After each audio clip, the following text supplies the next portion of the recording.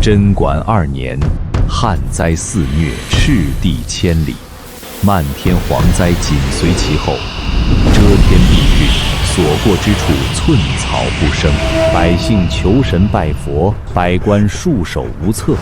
当朝皇帝被迫下罪己诏，向上天请罪。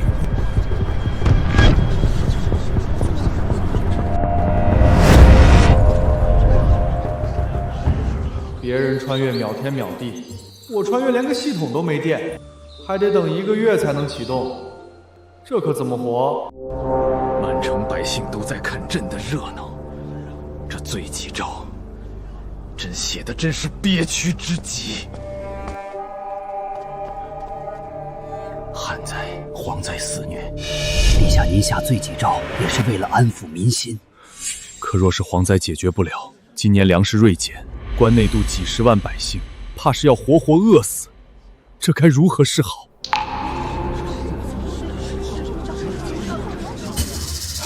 臣也是苦无办法呀。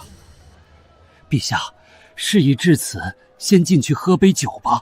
这家小店是臣常来的。那便进去吧。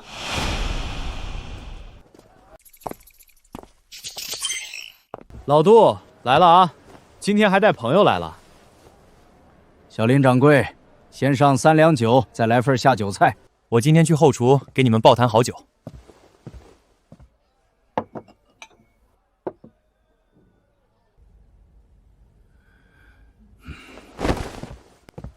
老杜，看你朋友这愁眉苦脸的样儿，肯定是生意亏了吧？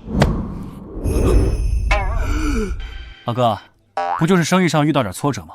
保证你喝完这酒，心情大好。你小子简直是找死，连陛下的肩膀都敢拍。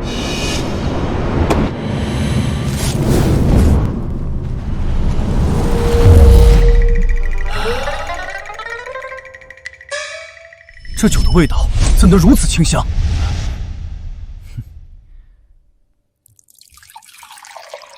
这可是我自己酿的绝世好酒，外面可喝不到，尝尝。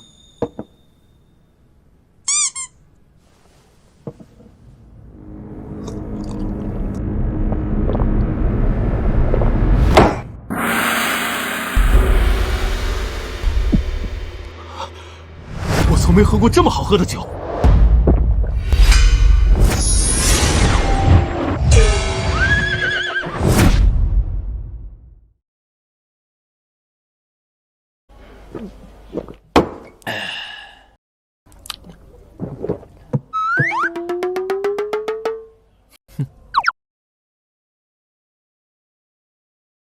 怎么样？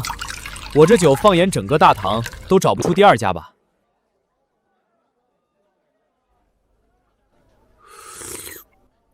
真是绝世佳酿啊！小兄弟，你这酒究竟是如何酿造的？这叫养生酒，里面加了上好的枸杞和当归。就你这天天愁眉苦脸的样儿，每天喝上2杯，保证你精神焕发，做起生意来如虎添翼。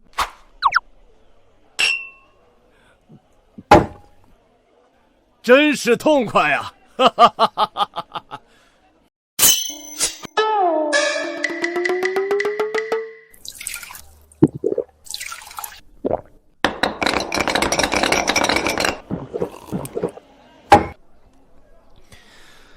老弟啊，借着酒劲儿，老哥哥问你句掏心窝子的话。你说当今圣上颁布这罪己诏，在你们眼里看来，真就是个笑话吗？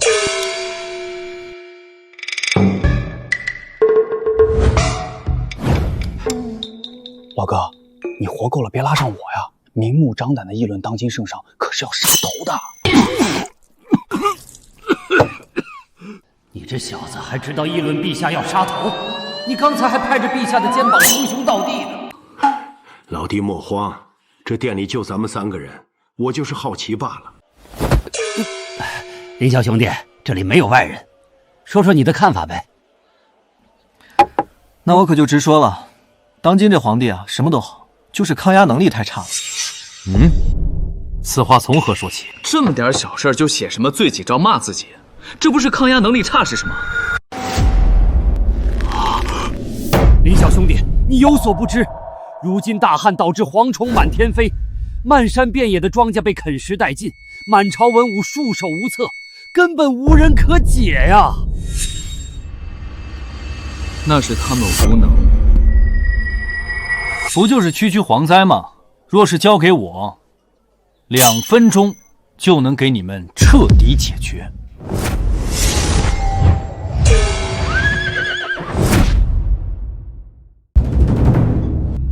林老弟，你莫不是喝多了？朝廷百官和钦天院都束手无策的天灾，你2分钟就能解决？林小兄弟，这话可不敢乱说，凡人岂能抗衡皇神降下的神法？别跟我扯什么皇神不皇神的，那是无稽之谈。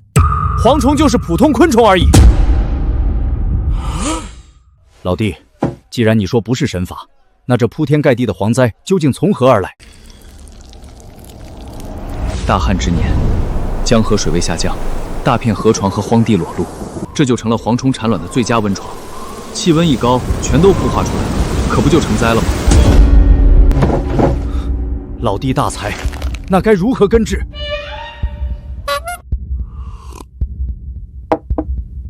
简单，在这帮虫子孵化之前，提前在虫卵密集区域喷洒石榴合剂和波尔多液就行。跟你们说这些等于对牛弹琴。总之，这就是用几种植物提取素配制出来的农药。这玩意儿喷在地里，不仅能把虫卵杀死，还能顺带当肥料用呢。配方我随时能给你们写出来。满朝文武束手无策的千古难题，在这小子嘴里，竟跟喝水一样简单。大唐若有此法，何惧天灾？林兄弟，这药方你开个价，多少金子我都给。什么金子不金子的？你要真想要，我写给你就是了。白给？几十万条人命呢，我还能跟你谈买卖？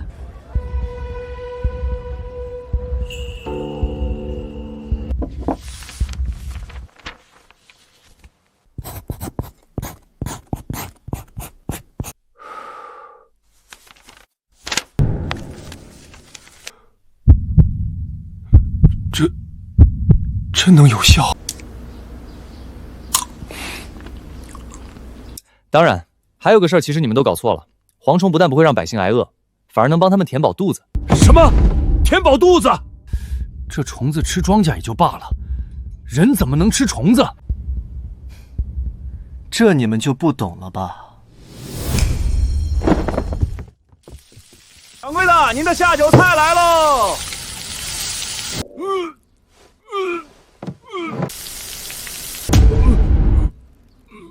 这就是你说的填饱肚子？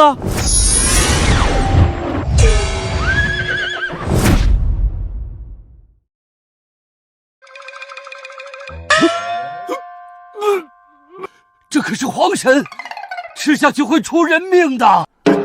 林老弟，这东西看着就恶心，怎么能吃呢？什么皇神害虫？这可是富含优质蛋白的大补之物，懂不懂？优什么白？跟你们解释不清。总之就是吃了对身体好。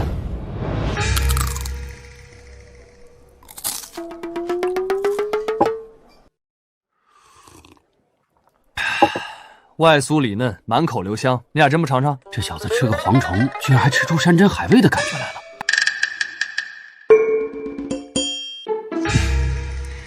老杜啊，既然林兄弟如此盛情，你便替我先尝尝鲜吧。啊，我？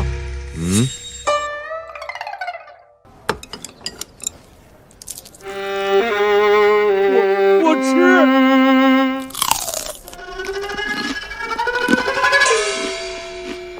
可是中毒了，赶紧吐出来。老李，这玩意儿是真香啊，简直比宫廷御厨做的烧鸡还好吃。当真如此美味？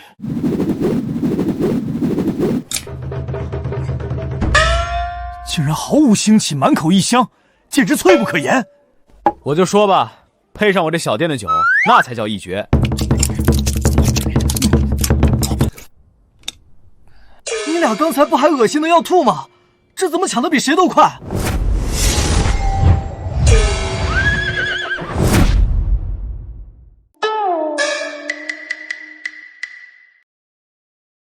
刚才谁在喊这是污秽天谴？脸疼不？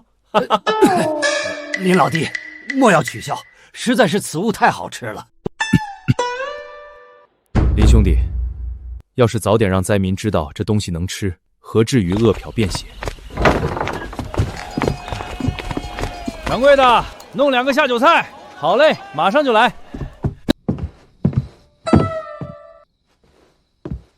老李、老杜，你们路子野，把治皇的法子献给宫里那位憋屈的皇帝，准能换大钱。万一皇上龙颜大悦，给你们个一官半职的，可千万记着拉兄弟一把。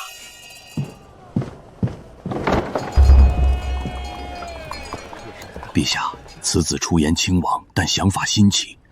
他到底是什么妖孽转世？管他是什么，这个人，朕要定了。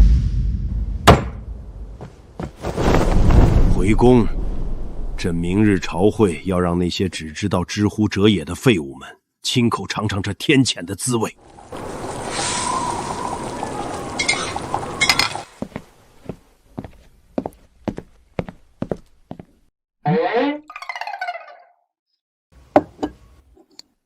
给这么多，看来以后得天天给他们吃蚂蚱。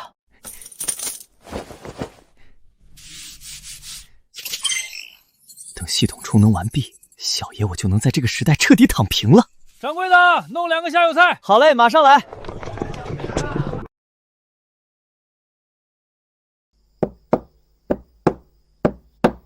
赵老哥，那个姓林的最近生意也太好了，我店里的客人都被他抢光了。可不是嘛，我那条街上的熟客现在天天往他那儿跑。赵老哥，我听说那小子背后好像有人，要不要先摸摸底？我早就派人摸过了，那姓林的在这长安城里不过孤家寡人一个，毫无人脉背景。那赵老哥，您的意思是？明天带人去他店里要个说法，他识相的话还能给他留条活路，不识相就别怪我不客气。成，那就定好了，要那小子好看。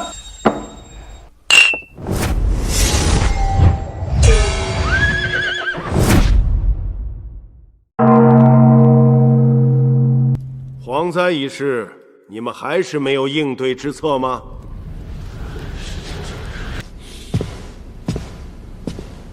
启禀陛下，皇神降灾乃天人感应，如今陛下已颁布罪己诏，想必那蝗灾不日便会退去。是啊，陛下，罪己诏已感动上天，只需静候天时即可。够了！别拿那些虚无缥缈的鬼神之说来糊弄朕。昨日一位高人的话点醒了朕，那东西就是地里孵出来的长翅膀的虫子，跟苍蝇蚊子没什么区别。陛下，这天降蝗灾历来无法根除，不知陛下口中那位高人有何妙计？这是那位高人给的农药配方，喷在虫卵上能杀虫，不伤地，还能当肥料。农药？听都没听过，陛下莫要被骗了。是啊，陛下，蝗虫若是这般好治，何至于千年以来都束手无策？哼，朕知道你们不信。来人！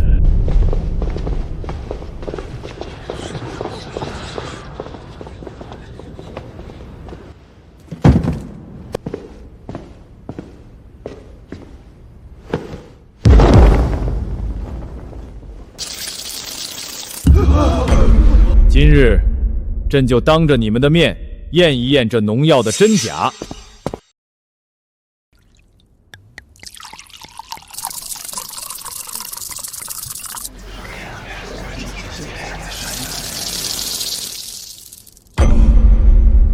这怎么可能？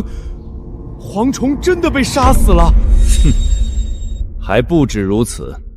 来人！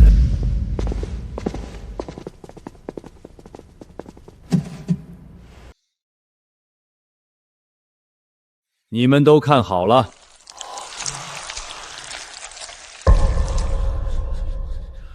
此药不仅能杀蝗虫，还能肥土，这简直是神物啊！陛下圣明，陛下圣明。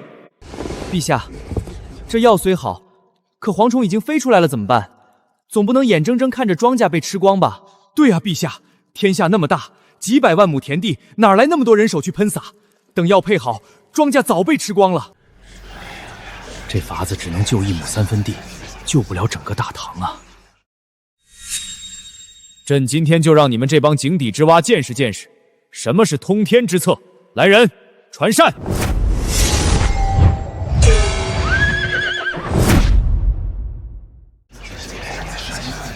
传膳！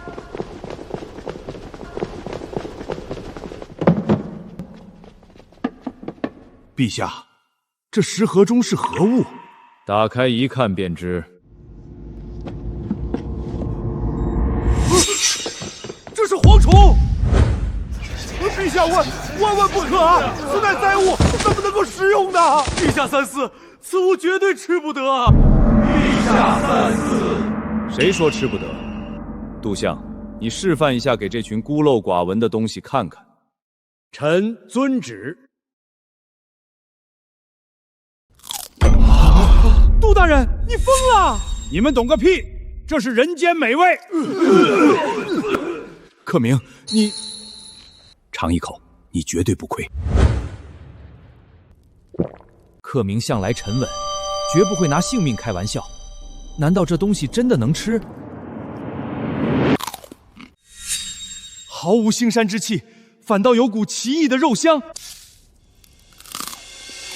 现在还有谁觉得这蝗虫是不可触碰的天谴？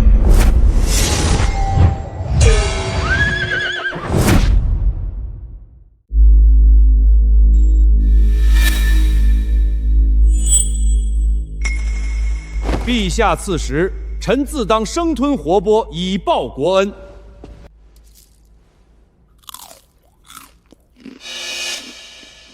竟真如房相所言，酥脆无比，毫无异味。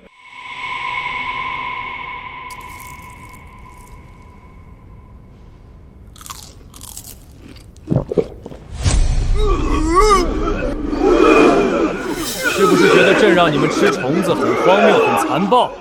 臣不敢，只是此等秽物实在有辱斯文，有辱斯文！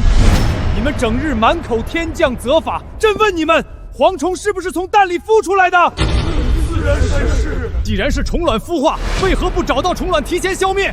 为何不让百姓多养鸡鸭去吃成虫？就因为你们这些人的无知，满口天人感应，误导天下百姓挨饿受灾。你们除了逼朕认错，还有什么治国安邦的良策？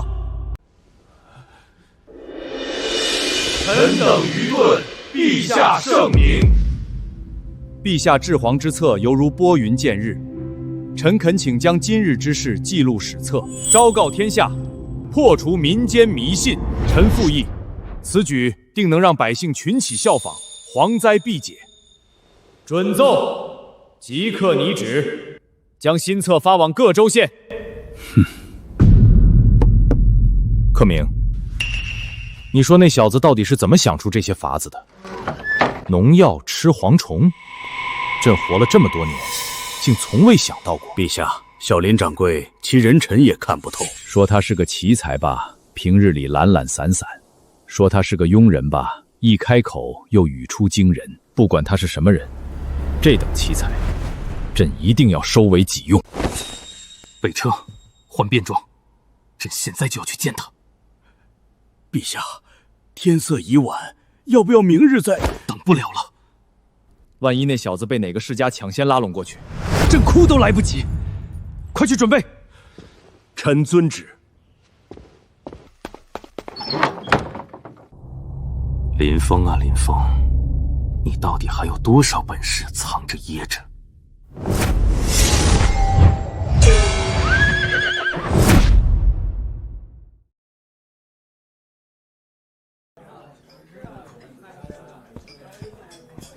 客官慢用，有事儿您叫我。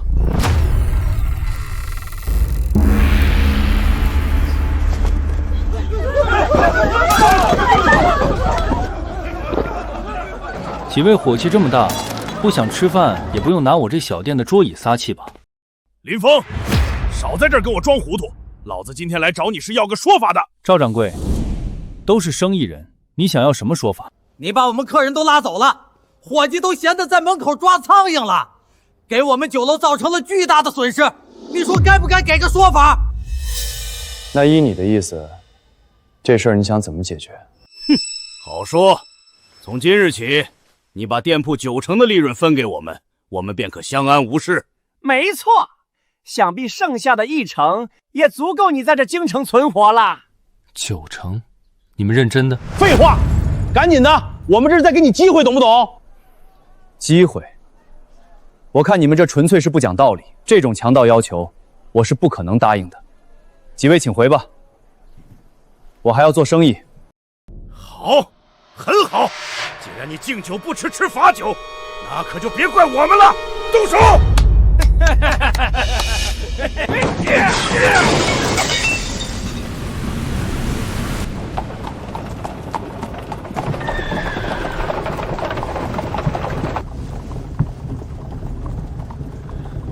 还有多远？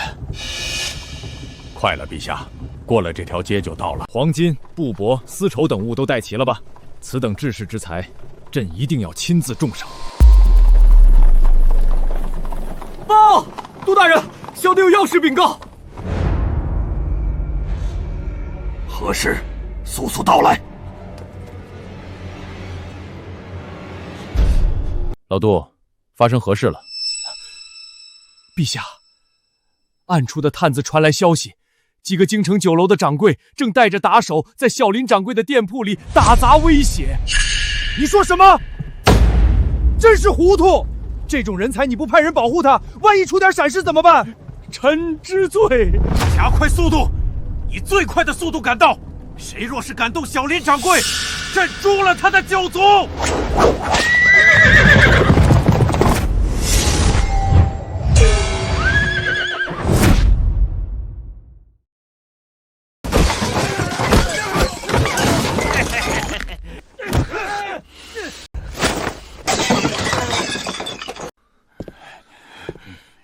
小子，老子最后再给你一次机会，这个钱你交还是不交？交。你好，真他娘的以为老子不敢动你是吧？今天我就把你这身骨头一寸寸敲碎，给我往死里打！该死的，系统镜头怎么还不倒？难道小爷我今天真要折在这帮破林手里？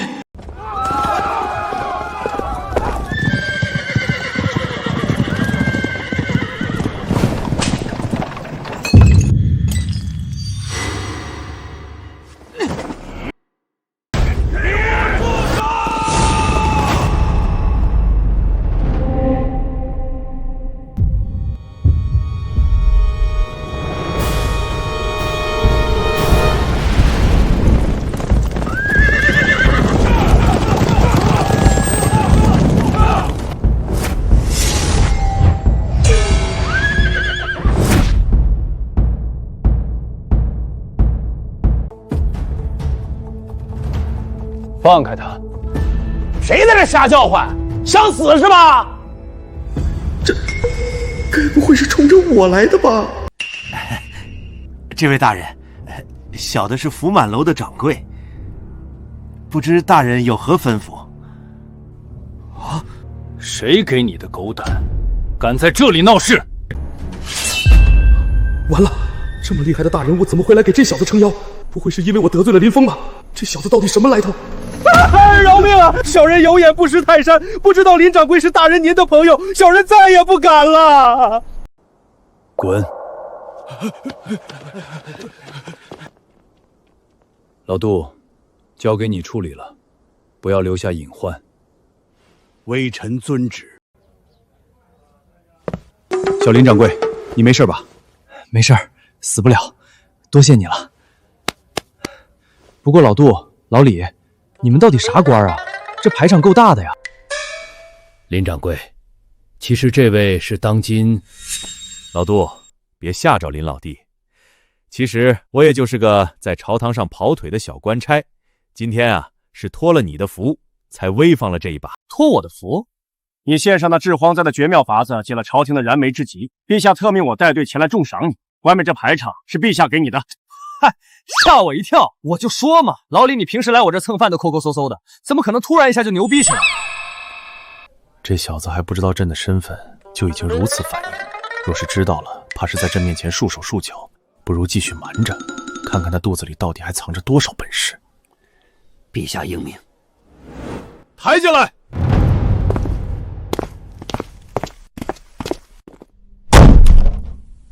林老弟，打开看看吧。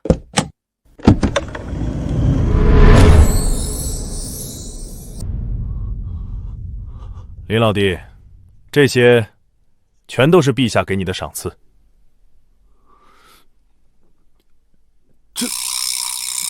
这全都是给我的。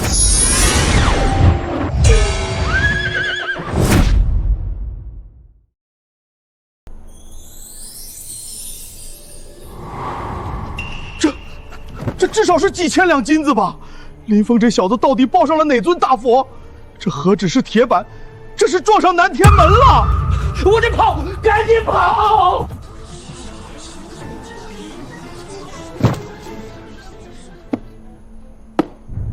陛下敞亮。走，老李、老杜，里边请，咱们屋里喝茶。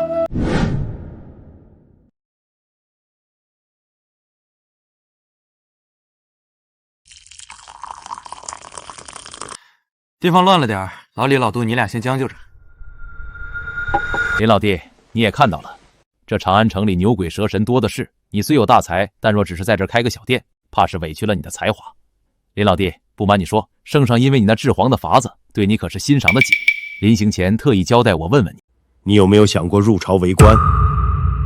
今年秋闱在即，你要是肯参加科举，博个功名，简直如探囊取物。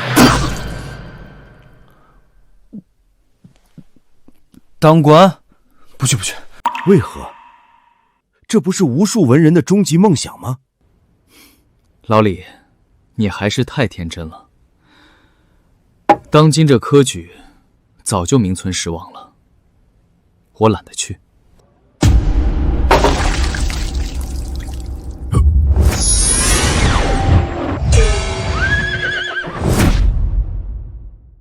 林掌柜，科举乃是国之大计，慎言。林峰，这选官盛典在你眼里怎么就成了笑话了？得，就知道你们这些吃皇粮的听不了真话。既然话都说到这儿了，那我就给你俩这糊涂蛋开开眼。圣上的初心不错，想借科举之手敲碎世家大族对权力的垄断。可他高高坐在金銮殿上，哪里看得到这制度？早被那帮世家玩坏了。怎么个坏法？第一，名义上人人可考，可实际必须得有5品以上官员的举荐信。你告诉我，一个住在山沟里连肉都吃不上的寒门弟子，上哪儿去认识5品大官？这举荐是为了考察人品德行，防止作奸犯科之类混入朝堂。人品？老杜，你太天真了。就算你侥幸拿到了举荐，进了朝堂，90%位置都被世家占了，寒门子弟进去连立足之地都没有。一派胡言！朝廷选贤任人，岂会如此任人唯亲？别急，还有第3。现在的考题除了诗词歌赋就是风花雪月，这招的是能治国理民的官，还是招去陪皇帝吟诗作叹的才子？那些人五谷不分，四季不明，让他们去管理一方百姓，那不是让百姓等死吗？这世家子弟岂敢如此欺君？他们就不怕圣上的雷霆之怒吗？哼，欺君？老李，他们瞒天过海的本事大着呢，你以为这种事离你很远？小二，你过来。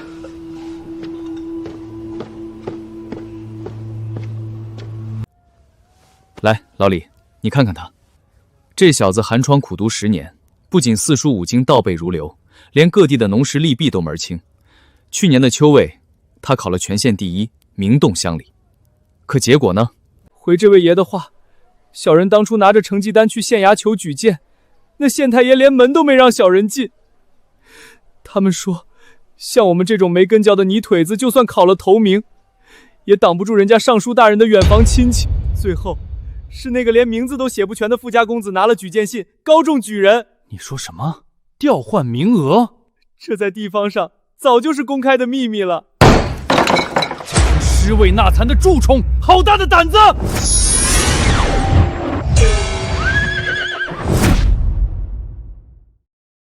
群尸位撒惨的蛀虫，好大的胆子！李兄，冷静，冷静啊！朕苦心孤寂经营的科举，竟然成了世家藏污纳垢的后花园。林峰啊，林峰，你这一巴掌扇得朕脸好疼！老李，你这反应也太大了吧？不知道的还以为你才是那个被骗的皇上呢。我这是嫉恶如仇，看到这等不公之事，心如刀绞。行了，消消火，这大唐的水深着呢，你一个小官差管不了那么多。来，喝酒。管不了，这大唐是朕的，既然有人敢坏朕的规矩，朕就让他们知道什么是天威难测。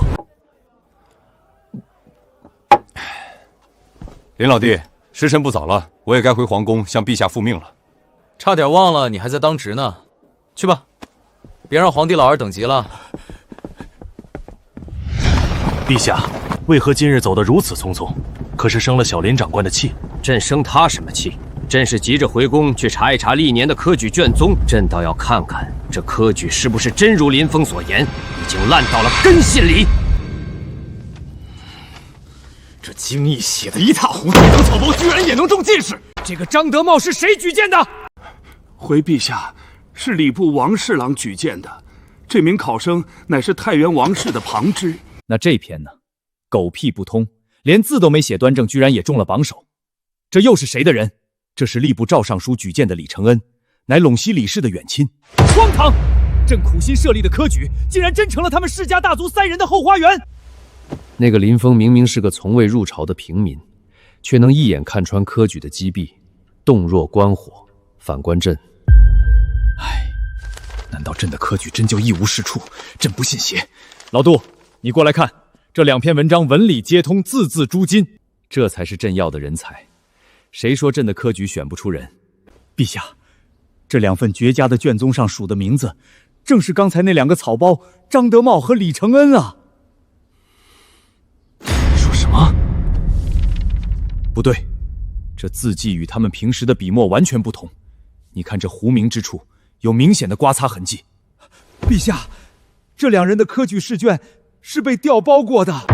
无法无天！这群世家之人连科举试卷都敢动手脚，他们眼里还有没有朕这个皇帝？老杜，你立刻去给朕彻查背后到底牵扯了哪些主考和官员。臣遵旨。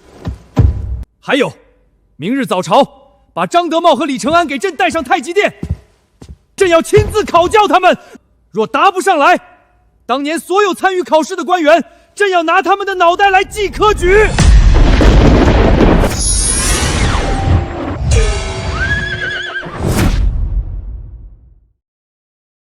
朕让你们办科举，是为了公平公正地选拔有才之人，替朕治理天下。可杨凤因为把科举办成了什么样子？陛下息怒，臣等一直尽心尽力筹办科举，实在未曾有半点阳奉阴违啊。是吗？朕昨日偶遇一位奇人，他告诉朕，这科举早已名存实亡。陛下，此人定是在妖言惑众，这是欺君之罪，当诛。哦，那不妨你们听朕说完。王侍郎，朕今天就指明你来回答。你若敢骗朕，欺君之罪是什么后果，你应当知晓。臣遵旨。第1条，科举要5品以上官员举荐，寒门子弟连门都摸不着，此话是真是假？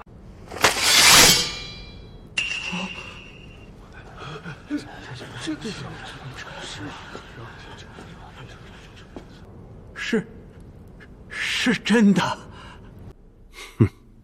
好，那接着第2条，朝堂之上9成都是你们世家的人，是真是假？是真的。第3条，科举只管录取，不管审查，只考诗词义赋，五谷不分、四季不明的废物也能当官，是真是假？是真的。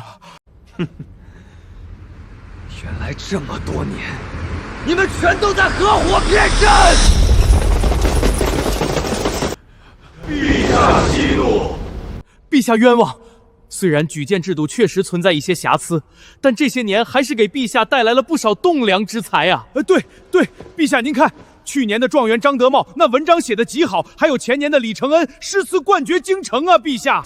朕昨晚不眠不休看了一整晚的科举卷宗，张德茂那文章狗屁不通，那个李承安的诗词全是抄袭之作，而他们全是靠你们举荐才中的。你们管这叫人才？好，既然你们觉得举荐制度没问题，那就传朕旨意，宣张德茂、李承恩上殿。朕今日就要在这太极殿上当场考考这两个大才子。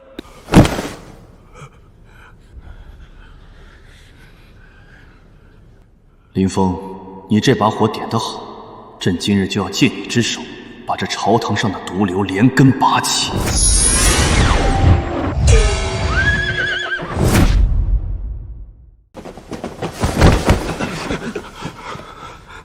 微臣张德茂叩见陛下，微臣李承恩叩见陛下。既然两位都是百官口中的国之栋梁，朕今日就考考你们。张德茂，朕问你，关中去年收了多少担粮食？每亩地该征多少税？一个村又该出多少徭役？回陛下，关中粮食大概有几万担，税收按人口大概，这就是你的实务。连赋税徭役都不懂，你拿什么去治理一方？李承恩，朕来问你，村里两家争夺地界，你该怎么判？偷牛的毛贼是不是一律打50大板？若是遇到灾荒，百姓交不起粮，这粮食该催还是该还？回陛下，地界之争当以和为贵，让他们各自退让一步。偷牛者不尽农事，自然是重罚。至于灾荒交不上粮，国库空虚，自然是该催及其欠款，以充国库。好一个以和为贵，好一个该催，满嘴狗屁不通的废话！这就是你们这帮大臣给朕举荐的饱学之士。王侍郎，赵尚书。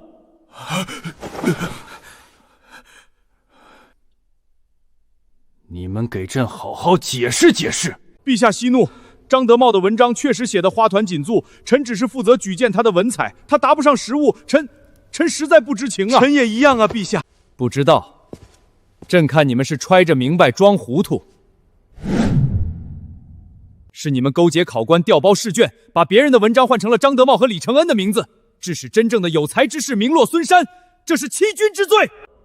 陛下，臣冤枉啊！陛下，肯定是有人陷害微臣啊！不见棺材不掉泪。杜如晦，把证据拿出来。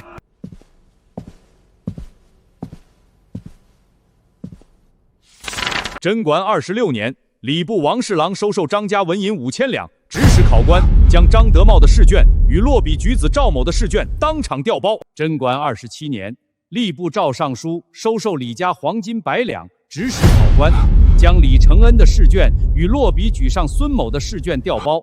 涉案考官共计7人，名单在此，证据确凿。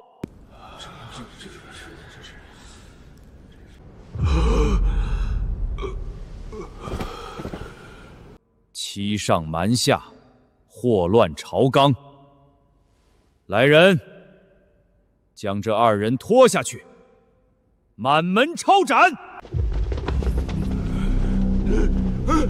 陛下饶命！饶命啊！陛下！陛下开恩呐！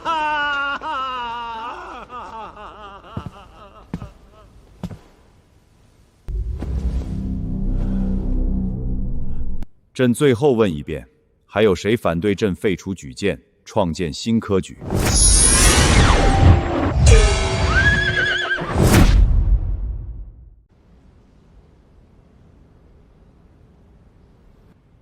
没人反对，那朕宣布，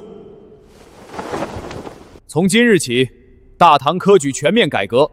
第一，即刻取消5品以上官员举荐制，凡我大唐学子不分门第，皆可自行报考。第二，废除单一师傅取士，增加明算、民法、农政等实用科目。第三，兵部筹备增撤武举，为我大唐选拔统军将才。第四，所有及第学子殿试由朕亲自把关，谁敢再搞调包试卷的勾当，王赵2人就是你们的榜样。陛下圣明，此举开万世之太平，臣等领命。陛下圣明。陛下圣明，吾皇万岁万岁万万岁！陛下，如今科举新政已定，这源头都在那位林掌柜身上。您看，要不要再给林掌柜赏赐点什么？赏，当然要赏。这小子一席话，替朕拔掉了朝堂上最大的烂疮。准备准备，咱现在就去。是，不过陛下，长孙皇后托臣跟您说，她听说了林掌柜的事儿，对林掌柜的美食很是好奇，让臣问您能否同行去见识见识。朕倒忘了观音妃甚是喜爱美食了，便带她一起去一趟吧。还有，那几大世家吃了这么亏，肯定会查到林峰头上。你暗中派一队精锐御林卫，暗中护他周全。若是有人敢去闹事，不必请示，直接给朕拿下。臣领命。林峰啊林峰，朕已经为你搭好了台子，你肚子里到底还有多少治国安邦的奇谋？可千万别让朕失望啊！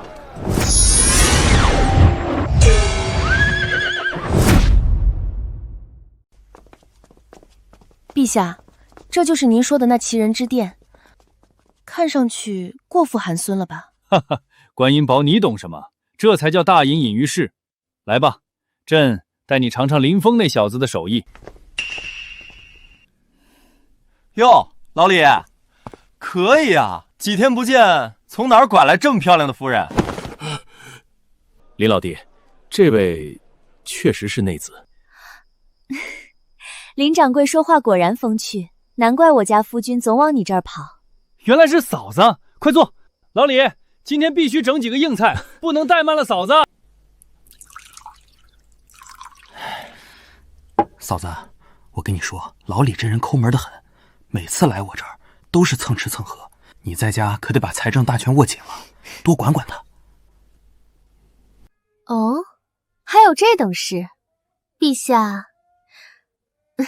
夫君，林掌柜说的可是真的？林老弟，你这就冤枉好人了。我什么时候少过你的酒钱？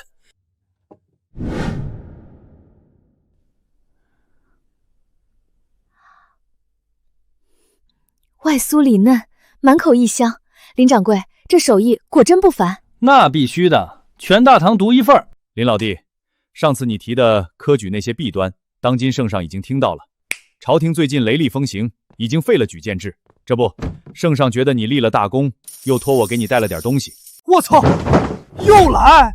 林老弟，先别管那些。圣上虽改了制度，但总觉得落实下去还有些空缺，不知你能不能再给提点几句，我也好回去邀功。老李，你还不算笨，这改革虽好，但你们忘了最根本的一点：寒门子弟连字都不认识多个，他们拿什么跟世家拼？那该如何是好？办学堂，可那需要海量的银钱。大唐国库如今为了赈灾已是捉襟见肘，哪有财力支撑全国兴学？思路打开点。第一，地方不够，就把各地的庙宇祠堂腾出空房来改。第二，没钱买纸笔，就在院子里铺上沙盘，一人一根小木棍，在沙堆上练字。第三，没先生，让那些有功名在身却没学位的秀才去教，免他们的杂税。妙啊！沙盘代纸，祠堂为室，这简直是神来之手，大唐寒门有救了！林老弟，你这脑子到底是怎么长的？鸡糟物六，赶紧吃，菜凉了就不好吃了。该死，此等奇才，若只让他开个饭馆，简直是暴殄天物。朕不论用什么法子，一定要让他入朝。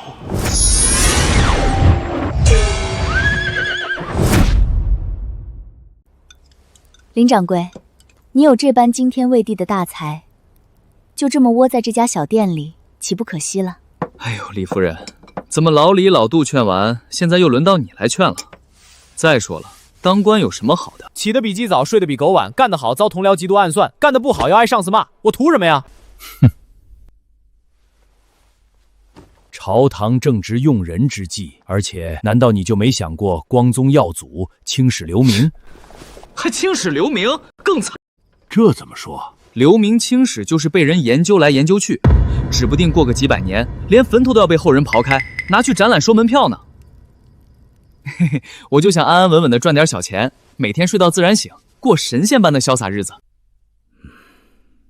罢了罢了，人各有志，今日就不强求你了。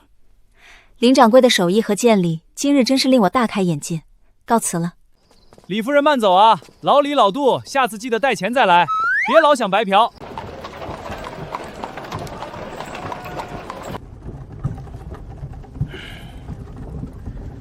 陛下，此人虽口无遮拦，行事乖张，但句句切中要害，当真是个难得的奇才。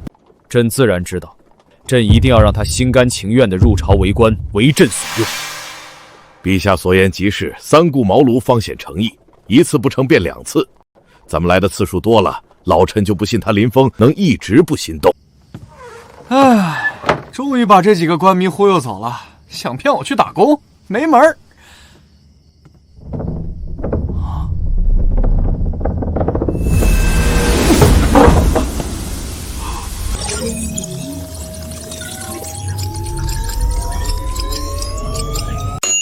充能完成，彪悍人生系统正式激活。哈哈哈，整整1个月啊！老子的金手指终于到账了。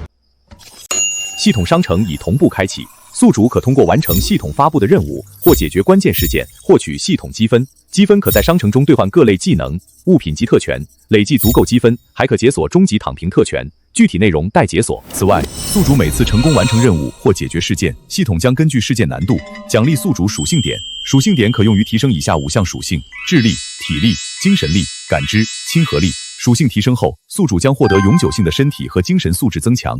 长属性还能永久增强。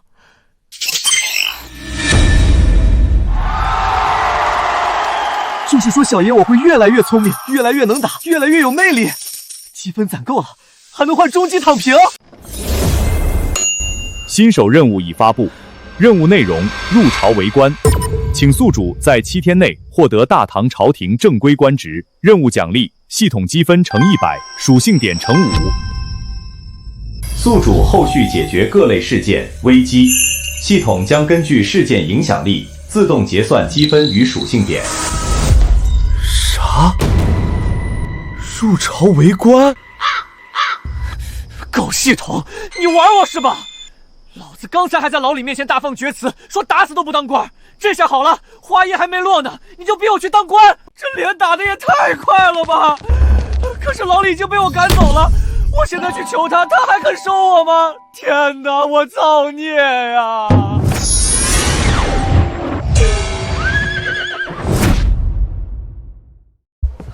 怎么办？只有7天时间，科举1年才一次，等考完黄花菜都凉透了。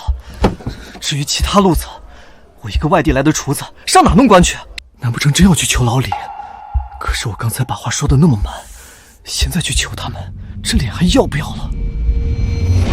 要脸干什么？脸能换神秘大礼包吗？干了！老李，老李，车下留人！林掌柜，你怎么追来了？老李，那个也没什么大事，就是什么？就是你刚才在店里说的那个当官的事儿，咱们还能不能再商量商量？这小子刚才还一副视功名如粪土的硬骨头模样，怎么才一转眼的功夫到自己贴上来了？有意思哦。怎么想通了？不想着每天睡到自然醒，数钱数到手心了？想通了，彻底想通了。我想试试看看有没有机会青史留名。可你连科举都没参加过，刚才不还说科举名存实亡吗？规矩是死的，人是活的嘛。我确实没参加过科举，但老李你不是路子广吗？你看能不能帮我安排个小官当当？林掌柜，这入朝为官可不是儿戏，朝廷的官职岂是说给就给的？老杜，你们刚才可是说有门路的，帮帮忙，以后你们来我店里吃饭，永远免单。这事儿嘛，入朝为官不是小事，你先回去等消息，有了眉目，我让老杜去找你。多谢了，老李，以后有用得着兄弟的地方，赴汤蹈火啊！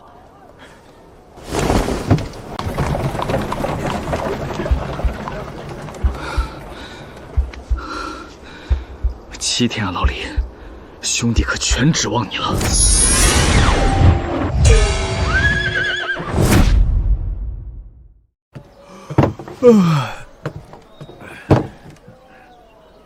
林掌柜，当官的事办妥了，现在就跟我进宫面圣。啥？昨晚说的事儿这就妥了？老李这路子也太野了吧！李大人在朝中人脉极广，这不算什么。快些走吧，莫要误了时辰。我要见皇帝啊！那当然，入朝赃官哪能不见陛下？林掌柜，我可得嘱咐你一句，见了陛下千万收起你那随性的脾气，不可再口无遮拦了。放心，我心里有数。老李，你到底多大官啊？连入宫面圣这种事儿都能随便安排？你该不会是皇帝身边的红人吧？到了你就知道了。说起来，你想当个什么官？我操！想当什么官还能自己说了算？老李，你这权力也太大了吧？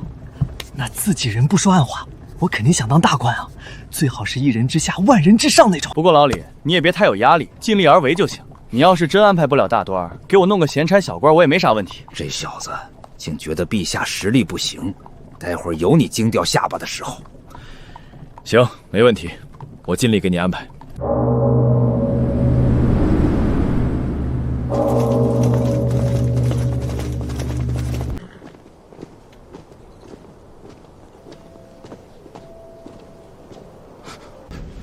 老杜，这气氛怎么这么吓人？咱们是不是得站在这儿等皇帝来？陛下到！臣等叩见陛下。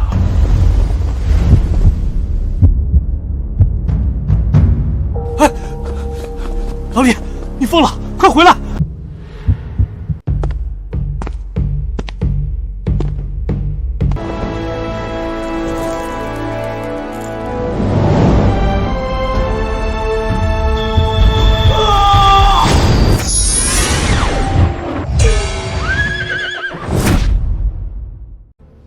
众爱卿平身。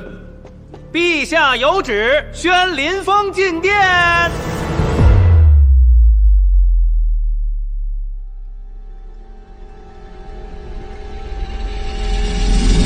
林掌柜，别愣着了，快给陛下行礼。曹民，不，陈林峰参见陛下，吾皇万岁万岁万万岁！林爱卿，平身吧。谢陛下。完了，老杜站那儿跟个定海神针似的，真是宰相啊！那我以前拍老李的肩膀，还说他抠门抗压能力差，我是不是该选个风水好点的乱葬谋了？杜相今日竟然亲自去接这小子，这到底是哪家的公子？哼，看那缩手缩脚的样，哪像什么名门之后？杜相，还真是宰相！老天爷，你玩我呢？林峰，没想到吧？朕就是这大唐的皇帝。回陛下，确实真没想到，陛下英姿勃发，龙气护体，臣之前真是瞎了狗眼，没认出真龙天子。老李这笑声怎么听着瘆得慌？他该不会是想先把我捧高，然后再治我一个藐视君王之罪，把我拉出去剁了吧？众爱卿，朕今日要为你们介绍一位奇人。此人虽不在朝堂，却洞察天下大事。日前那神乎其神的治汪之法，以及让儿革汗颜的科举改革策，皆是出自林方之手。陛下，这位小友便是那位高人。陛下，治皇或许是巧合，但科举乃国之根本。这小子毛都没长出，怎敢妄议国策？林峰所献之策，解了关内几十万百姓的饥荒，更是为朕指明了选贤任能的新路，岂容尔等智慧？传朕旨意，林峰献策有功，德才兼备，封林峰为御史中丞，赐4品官衔。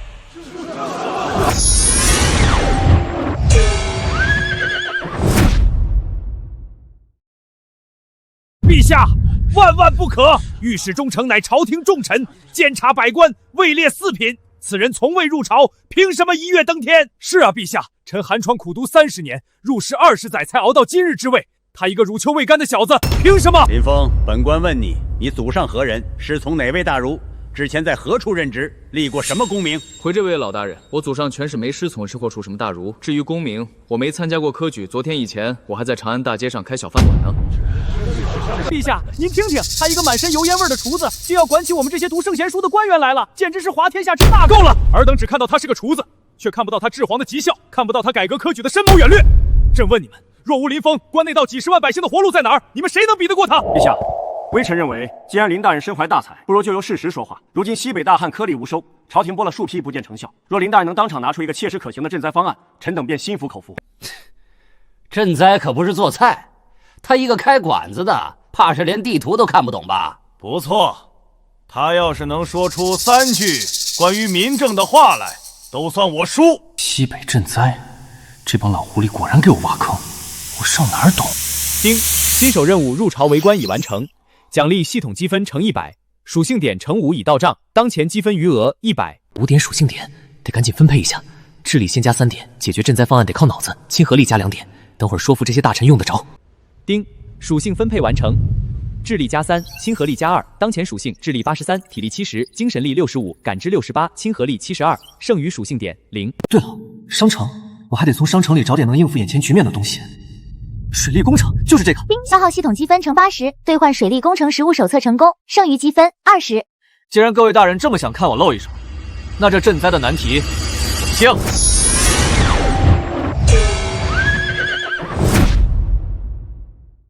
好，既然林大人如此有底气，那臣等就洗耳恭听您的赈灾高见。这小子平时虽然聪明，但这可是涉及几十万百姓生死的赈灾大局，若答不上来，朕今日想保他也难了。借笔墨一用，赈灾之策说穿了无非4个字：开源节流。哼，老夫还当有什么奇策？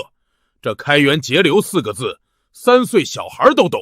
先说开源，从江南调粮，沿水路一路北上，行至汴州后，分3路陆运，沿途每100里设粮仓。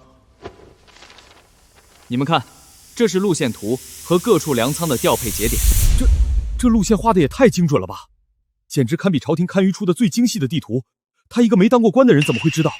江南到汴州走水路，汴州到关中分3路陆运，既省时又省力。最离谱的是，他居然走了一条只有本地人才知道的超近路水道。开源说完了，再说节流。粮食运下去了，怎么保证不被底下的人贪没？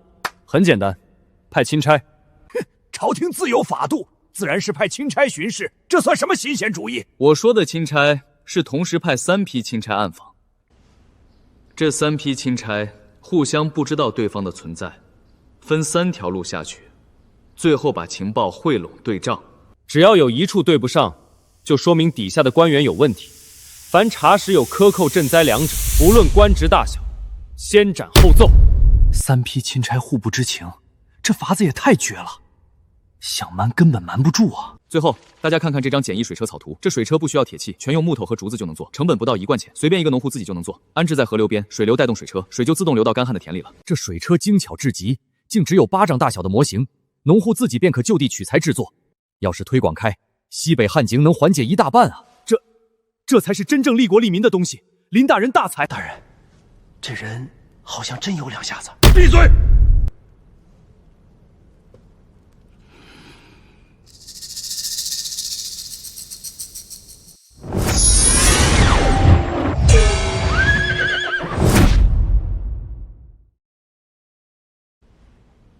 诸位大人，开源节流，防腐治本，我这厨子的方子，诸位觉得还能入眼吗？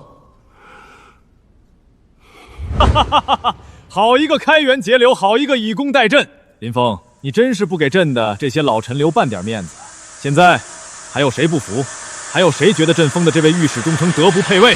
臣等心服口服，陛下圣明，林大人圣明。好。 传朕旨意，封林峰为御史中丞，赐4品衔，即刻生效。臣领旨。朕宣布，此次西北赈灾由林峰主导，户部全力配合，所有钱粮调度需经林峰签字才可放行。臣领旨。退朝。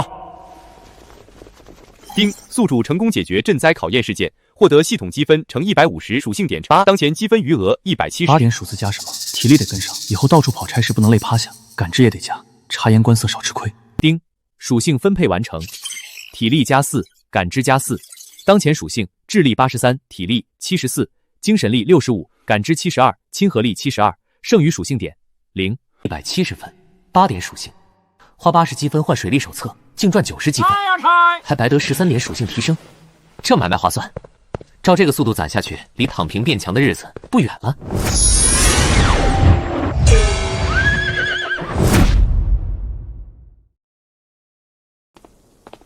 真没想到，我林峰也有当上4品大官的一天。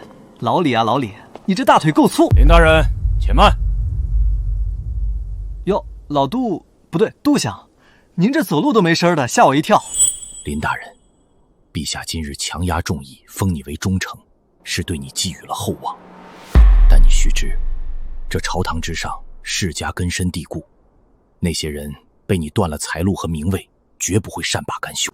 从今往后，你自己务必万分小心。杜相放心，我明白。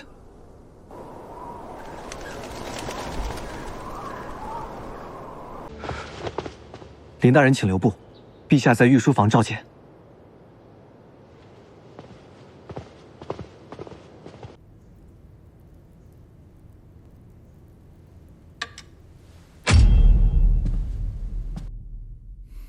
林峰，你果然没让朕失望。今日在殿上那番开元解髓的宏论，真让朕出了一口恶气。陛下过奖了，这都是陛下抬爱。哈哈哈哈！行了行了，这儿没外人，坐，跟以前在店里一样就行。老李，这可是你说的，要是回头治我个大不敬，我可不认。哈哈哈哈！这才对嘛，老李，这称呼朕听着亲切。玩笑归玩笑，林峰，你今日的表现朕很满意，但大唐的烂摊子可不止一个。除了西北旱灾，关中草场的事也让朕头疼不已。老李，你指的是？关中草场连年退化，土地荒萎，牛羊大批病死。户部说是工部水利不修，工部说是户部管换不力。如今百姓日子苦不堪言，这事儿你怎么看？畜牧养殖手册，我记得商城这东西60积分就能换。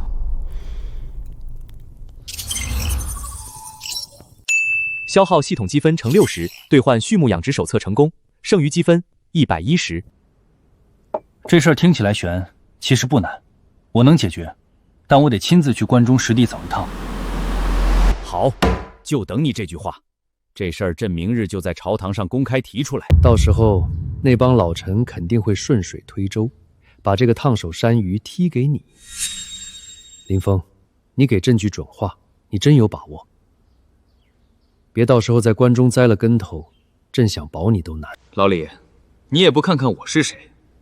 我林峰经手的地儿，草能长3尺高，羊能长得像牛大。有志气，朕就在长安等着你的好消息。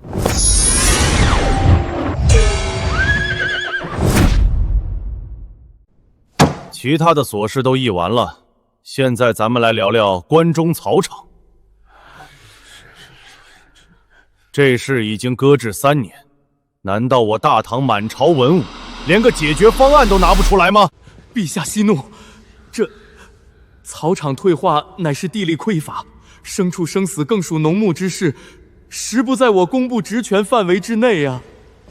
陛下，依臣之见，此乃天意。关中连年干旱，上天降罚，非人力可逆啊。天意，推给天意就万事大吉了。户部推给工部，工部推给礼部，你们拿着朝廷的俸禄，就是来这太极殿上踢皮球的吗？陛下息怒，臣等确实愚钝，但咱们朝堂上不是新来了一位无所不能的林大人吗？是啊，林大人才高8斗，这区关中草场之事，想必也不在话下吧？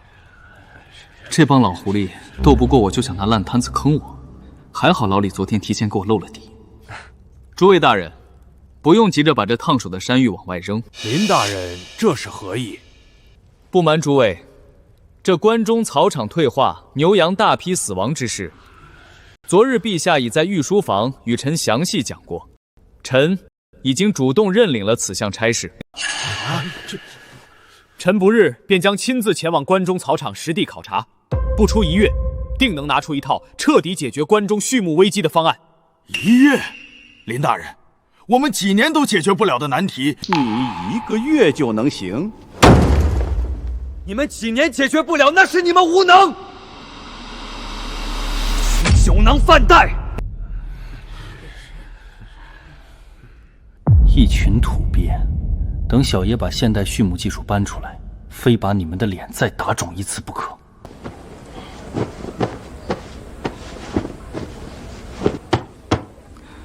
小二，把调料也带上点儿，这出门在外，总不能亏了胃。掌柜的，听说关中现在乱得很，咱们就这么去，会不会有危险啊？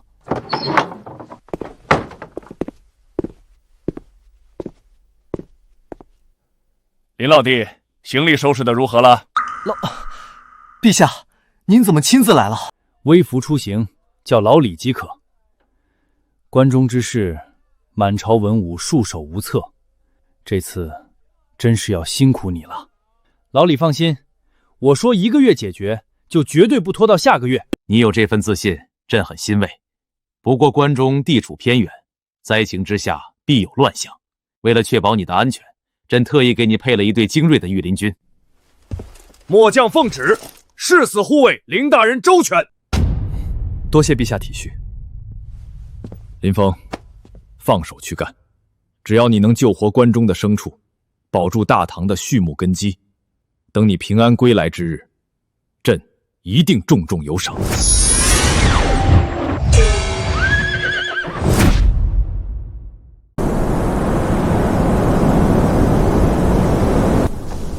这就是关中草场，这哪里是沙化，这分明就是沙漠。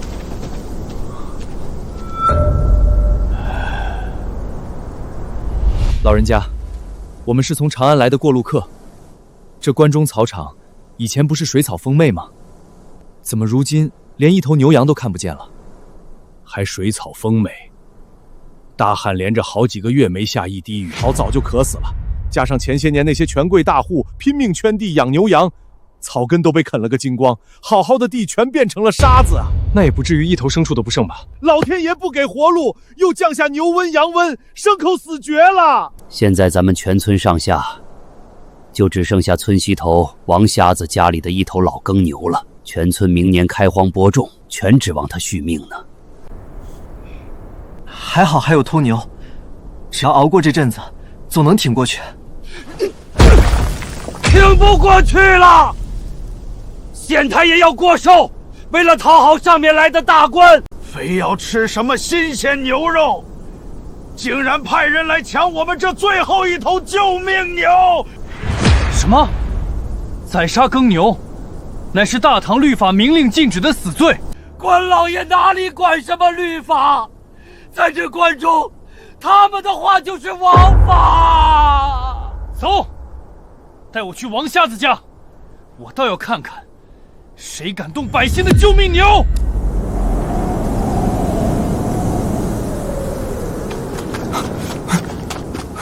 不要抢我们家的牛！爷爷，你醒醒啊！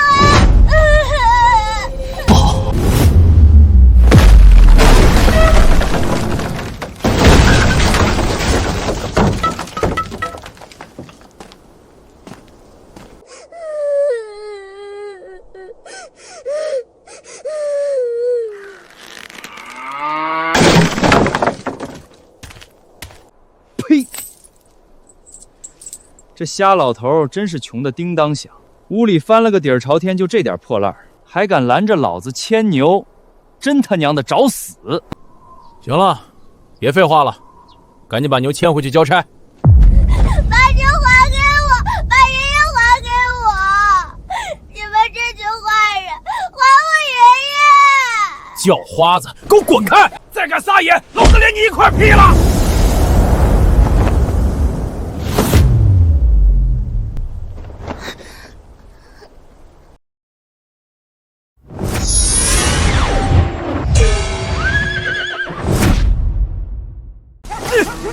哪里来的野小子，敢管你爷爷的闲事？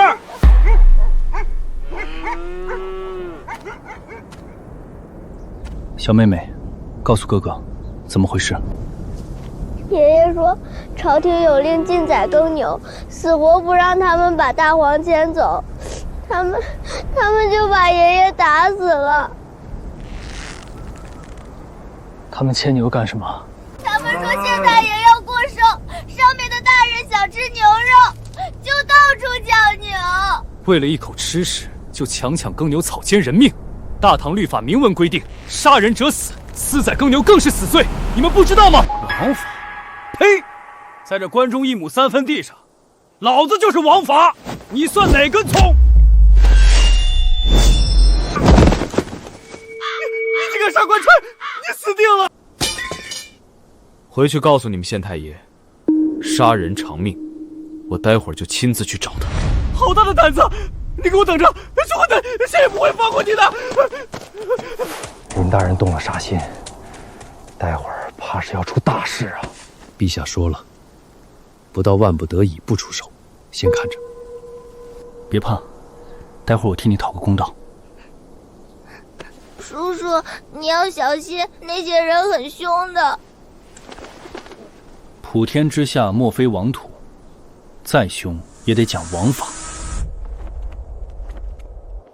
好一个为民做主的县衙，竟让百姓惧如蛇蝎。今日若不把这天捅破，我对不起关中的百姓。谁敢强闯县衙？好，你就是那个杀了我关中县官差的狂徒！县太爷还没去找你麻烦，你反倒自己送上门了！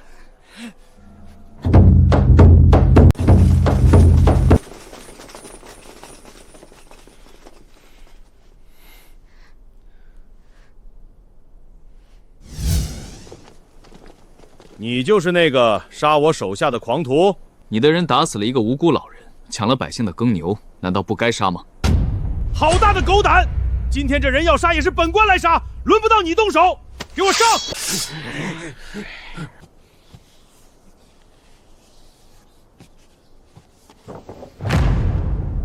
睁开你们的狗眼，好好看看这是什么！圣旨！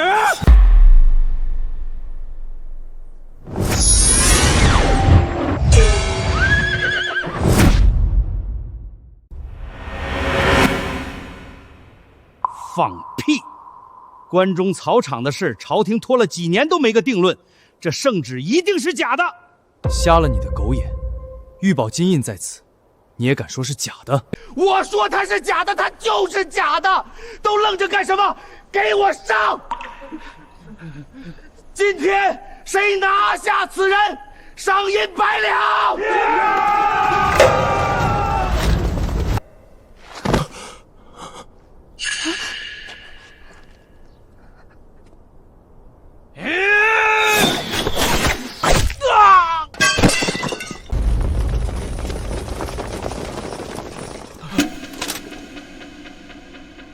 御林军在此，谁敢动林大人一根汗毛，杀无赦！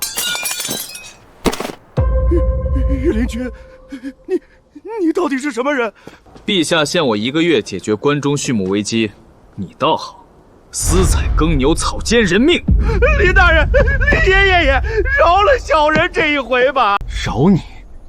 那被你们活活打死的无辜老人，谁来饶他？来人！把这狗官给我拿下！放开我！你们敢！乡亲们，本官御史中丞林峰，奉当今圣上之命，特来关中查勘畜牧危机。从今日起，谁再敢欺压百姓鱼肉乡里，本官手里的刀绝不轻饶。这狗官就是下场。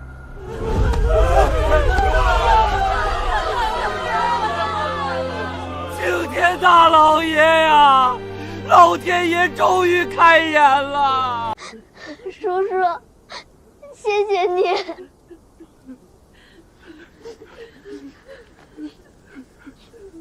老人家，这个公道，我替你讨回来了。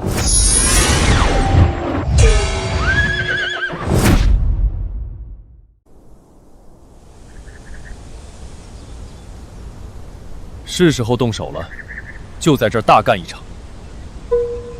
大人，陛下只给1个月时间，连建猪圈带养猪，来得及吗？放心，1个月足够了。你去雇工匠修建猪圈，再买一批猪仔回来。是。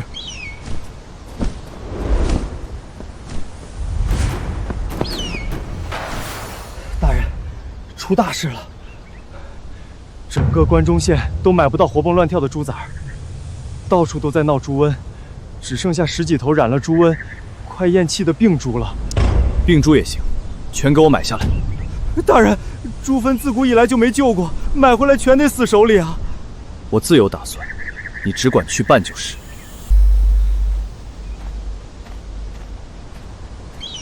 区猪瘟算什么？几副中药就能搞定。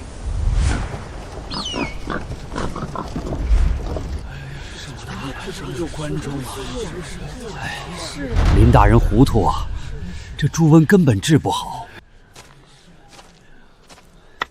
林大人，老朽养了一辈子猪，就没见过得了猪瘟还能活的。听老朽一句劝，趁早烧了吧。赵伯，诸位乡亲，我自有妙计。小二，立刻去医馆给我准备生石灰、金银花，还有连翘、板蓝根，还有蒲公英、黄芩，分量要足。是，小的这就去。把这10几头病猪分开，关进刚建好的抓栏里，每一个骤栏都要单独隔开。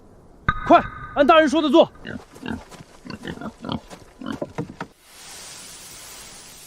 把这些金银花、连秋一起煮了，把药汤灌给病猪。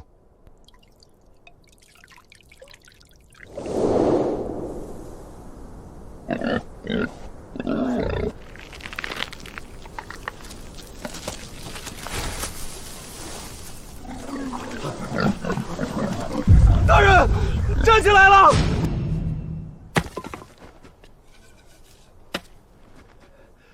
老朽活了大半辈子，头一回见到猪瘟还能治好的。林大人乃神人也。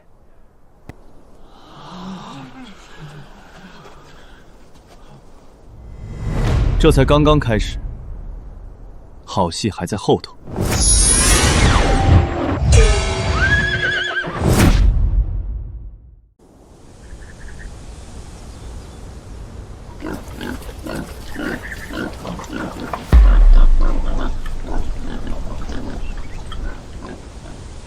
林大人，您这到底是使了什么仙法？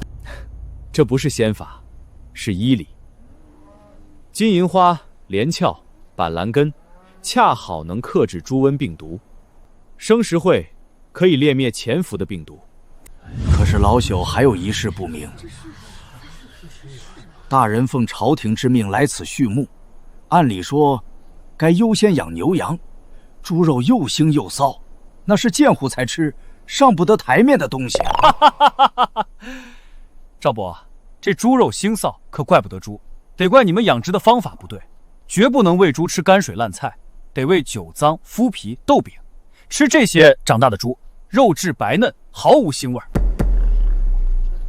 这批猪按我的新法子养上半个月，刚好膘肥体壮，到时我亲自下熟，免费请大家伙吃猪肉，好不好吃，你们自己尝尝就知道了。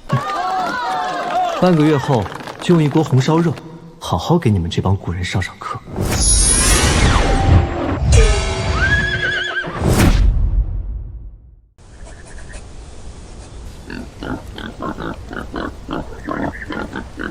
真的是半个月前那批快死的瘟猪？这要是拉到市实上去，价钱比普通的猪肉贵上1倍都不止。那是我家那头黑毛啊，半个月前它都口吐白沫，站不起来了。林大人，您非但把它救活了，还养得这般神气。今日半月之期已到，我说过要让大家尝尝这新法养出的猪肉，宰杀5头肥猪。养得好是一回事，可这猪肉终究是贱肉，又腥又臊。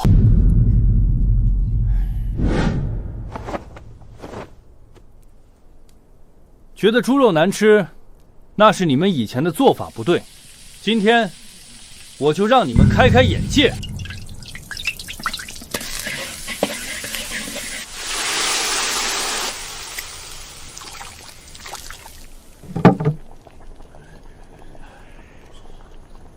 今天不把你们馋哭算我输。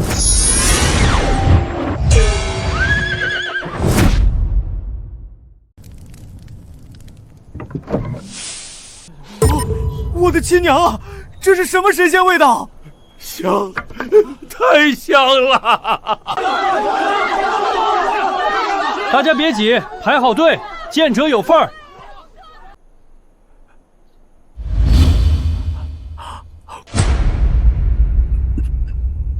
老朽活了70年，这辈子都没吃过这么好吃的肉，入口即化，毫无腥味。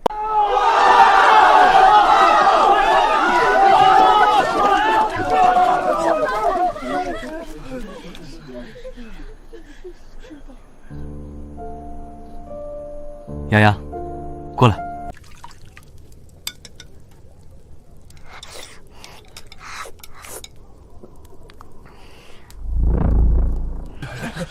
林大人，在下是县里德胜楼的掌柜，这猪肉您必须卖给我。去！林大人，我是府城天香阁的，只要这猪肉能常年供应，我出2倍，不3倍市价，我出5倍。这种肉运到长安去，那都是达官显贵抢着要的宝贝。诸位掌柜，先别急着竞价，尝尝看。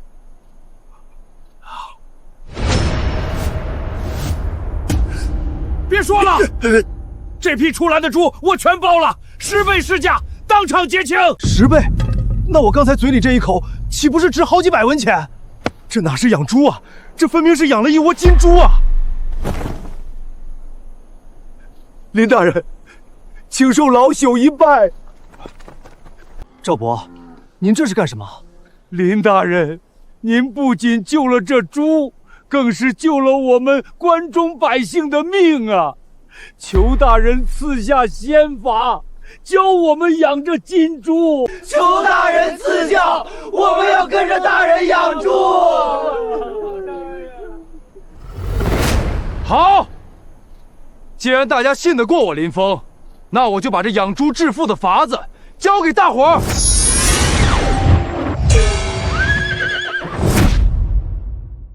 圈舍通风、饲料配比，还有防病防疫的要点，我都讲透了。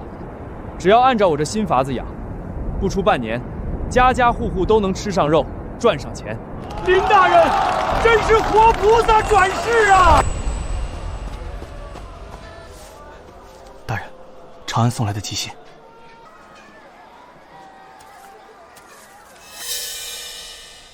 这老李也太看不起我了吧？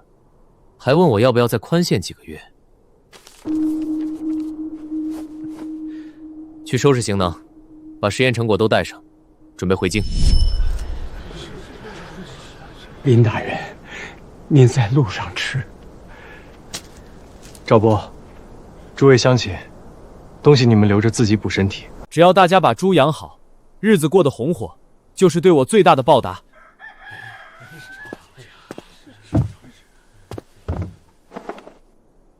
出发！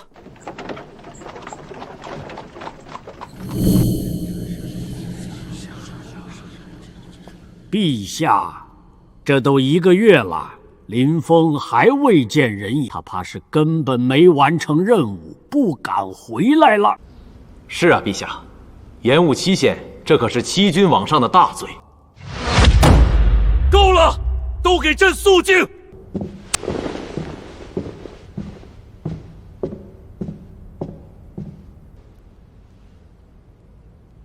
陈林峰参见陛下。你竟真的回来了！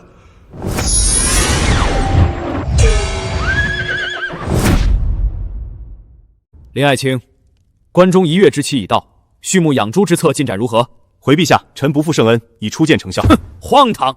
老臣听闻林大人在关中天天围着猪圈转，耗费国库无数银子，如今空手儿还敢说初见成效，这是欺君之罪。王大人亲眼看见我空手而归了，谁不知道猪肉腥臊乃下等肉？你这不是糊弄是什么？那恐怕让王大人失望了。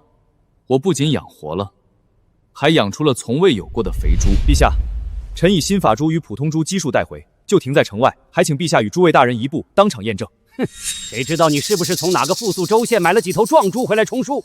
这些猪的耳朵上都打着关中县衙的特制官印，出生、防疫、喂养皆有记录。臣还特意带回了旧法养殖的病猪做对比，是真是假，拉出来溜溜便知。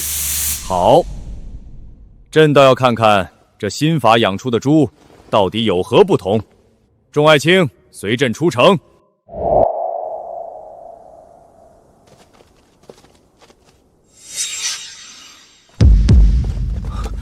这差距竟然如此之大。左边是用10来灰防疫服于金银花药汤去病，并用酒糟麸皮精细喂养的新法猪。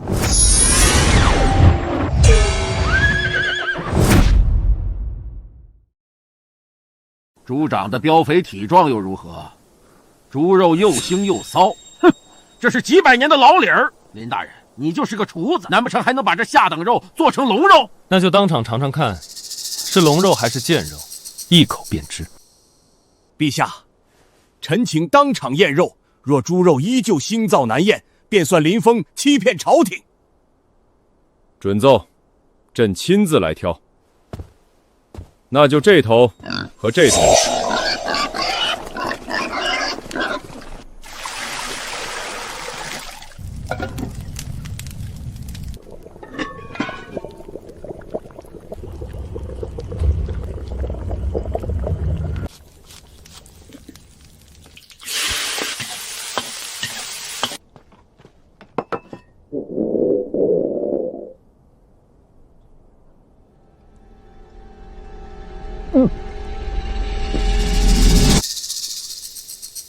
陛下，臣就说这猪肉吃不得。这新法猪毫无腥臭，奇香无比，肥瘦相间，简直叫人欲罢不能。什么啊？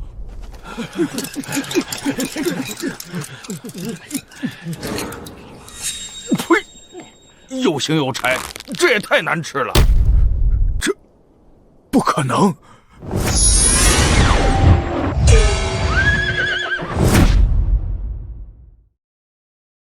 新法养猪，圈舍干净，干湿分离，饲料用麸皮豆饼配酒糟，猪吃得好，睡得香，肉质自然紧实。老大人服了吗？是老臣错怪林大人了，老臣认错。罚封3月，以正效尤。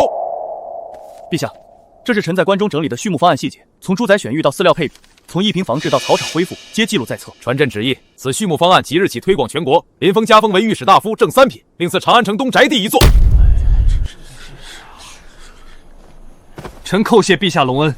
这当官怎么比我以前加班还累啊？什么时候才能真正躺平？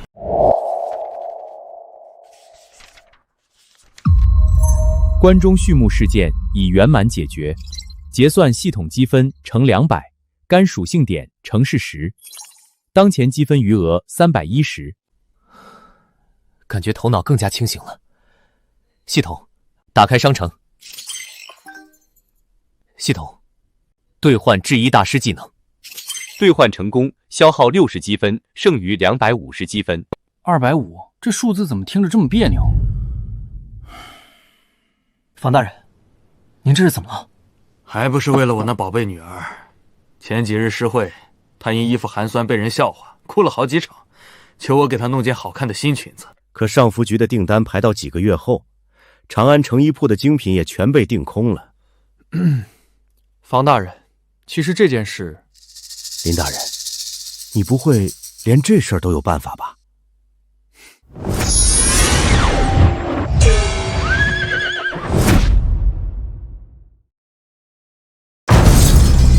爹，您到底帮我想到办法没有呀？我3天后怎么去赴长乐公主的宴会？难道还要穿着这件旧裙子去丢人吗？方相，若不嫌弃，这裙子我来做。你就是那个厨子御史林峰，我知道你做菜是一绝，可这是做女儿家的衣服，你连绣花针都没拿过吧？行与不行，3天后一试便知。我保证这件裙子绝对能让你在宴会上艳压群芳。本小姐就信你一次，3天后你可千万别让我失望。林老弟，多谢你替我解围，我这就派人去江南加急调上好的成衣来。方相，我是真准备亲自动手给他做一件。你来真的？这女红制衣你真的能行吗？方相把心放肚子里，3天后等我的好消息。这双手掂过大勺，喂过病猪，确实没拿过去划针。不过有了系统兑换的制衣大师技能，加上我作为一个现代人培养出来的超前审美，对付唐朝这些传统的款式，还不是妥妥的降维打击。在此之前，先去摸摸底，看看这当今长安城最新潮的女装潮流，到底是个什么水平。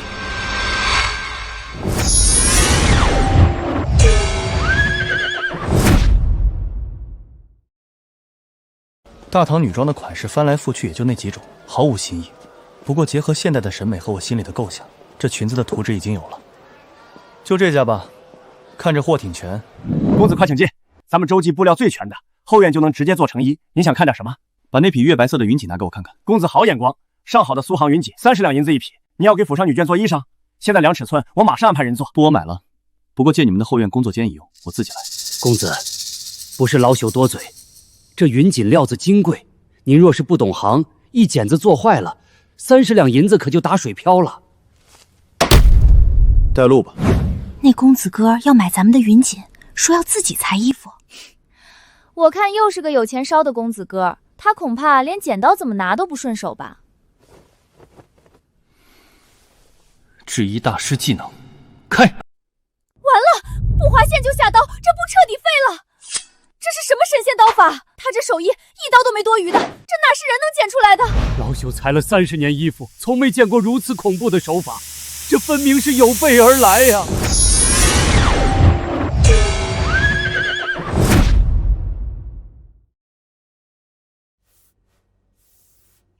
老天爷呀，这剪裁，这花样，老朽做了30年的衣裳，从未见过如此巧夺天工的手艺。这才不到1个时辰啊！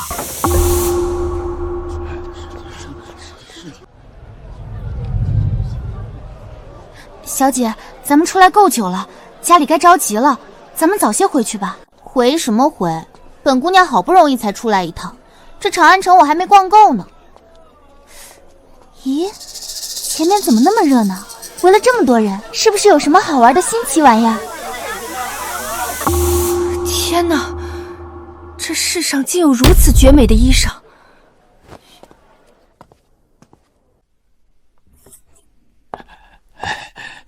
这件裙子我要了。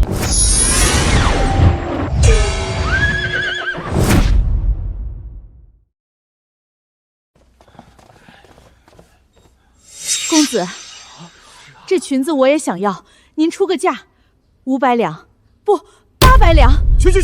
这是在我的铺子里做出来的，公子，我出1000两。诸位掌柜，承蒙厚爱，但这衣服真的不卖。慢着，这件裙子本小姐要了。喂，你这裙子多少钱？不管他们出多少，我都出2倍。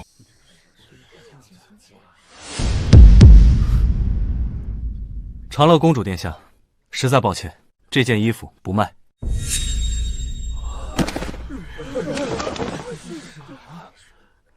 本公主这就被你认出来了。哦，我记起来了，你就是那个林峰。母后天天在我耳边夸你做饭好吃，没想到你连女子的衣服都会做。公主谬赞了，臣不过是闲来无事，随便做做。既然是你随便做的，那就卖给我呗，金银珠宝你随便开口。殿下，不是钱的问题，这衣服是臣特意替一位朋友做的。朋友？什么朋友比本公主的面子还大？我不管，我就要这件。陛下3令5申，朝廷命官不得违规从商。臣若是收了您的钱，便是知法犯法。您总不能眼睁睁看着臣被陛下治罪吧？你，哼，林峰，你给本公主等着，这事没完！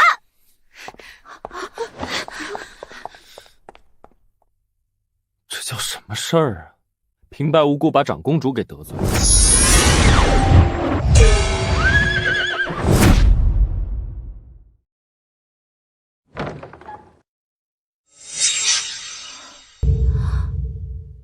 天哪，这也太美了。这走线，这云纹叠绣，你这是从哪个西域客山手里买来的？这是我自己做的。什么？你自己做的？林大人，你还会做衣服，比宫里上服具的手艺还要精湛100倍。随便做做而已，赶紧换上试试，不是要去诗会吗？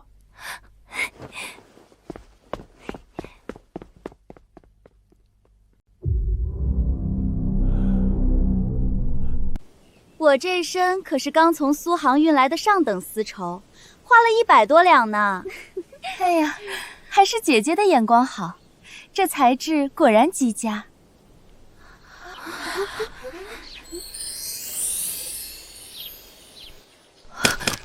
这是什么料子？这绣工简直前所未见，太美了！若是能穿上这身裙子，长安城第一美人非我莫属。方一珠，你这裙子是不是林峰给你做的？是啊，公主殿下怎么知道？本公主昨天亲眼看他做出来的，想出高价买，他居然还不卖给我！什么？林峰？可是最近京城里风头正盛的那个厨子御史，他不是个做饭和养猪的吗？竟然能做出如此惊为天神的裙子！这可是林大人亲手为我量身定制的，千金不换。快，赶紧备车！我要带足银票去找林大人定制裙子，多少钱我都出。我也去，谁都别跟我抢！不好，这帮疯女人要是全跑去找林峰，本公主得排队排到什么时候去？回宫，立刻回宫！本公主现在就要去求父皇，就算是下圣旨，林峰也必须先给我做一件。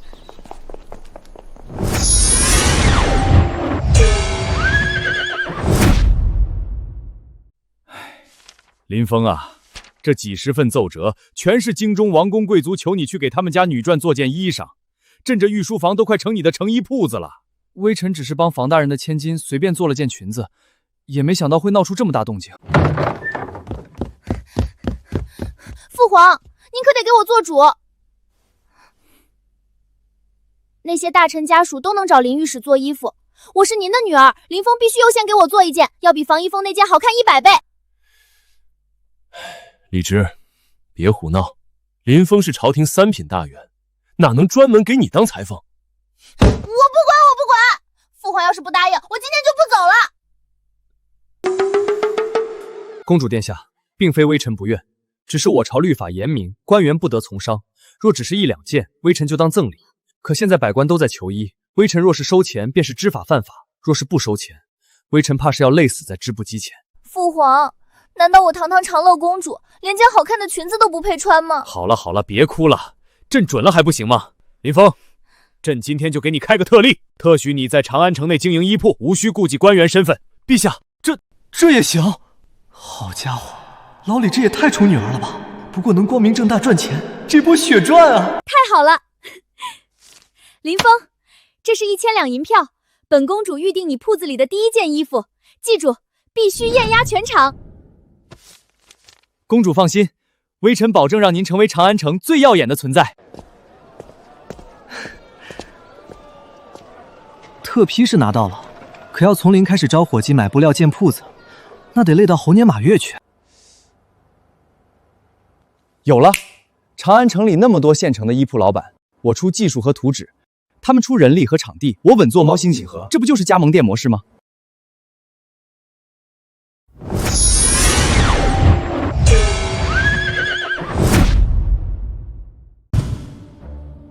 各位掌柜，技术我出，衣服由你们手下的熟练女工来做，利润分红按契约来。林大人名震长安，能跟您合作，那是我们的福气。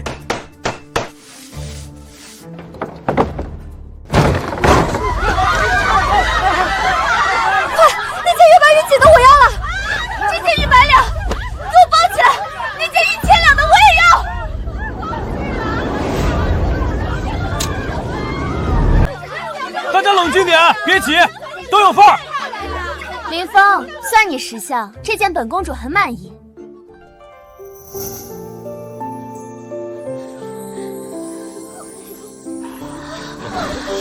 太美了，林大人，我也要定制，就要公主身上这种级别的。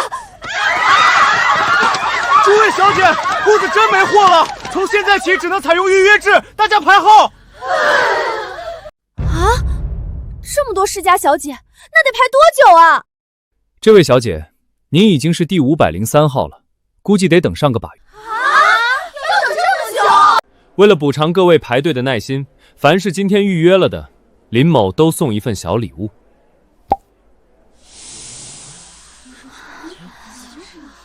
这是什么味道？竟比西域进贡的极品香囊还要好闻万倍。这叫香水，不用佩戴，只需在手腕、耳后滴上一滴，香气便能一整天不散。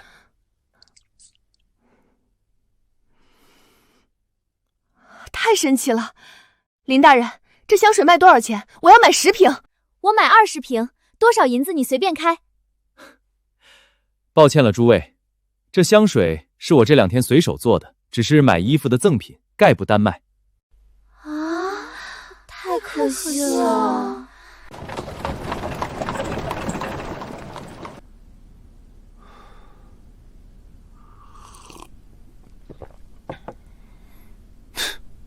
女人的购买力放在哪个朝代都一样恐怖啊！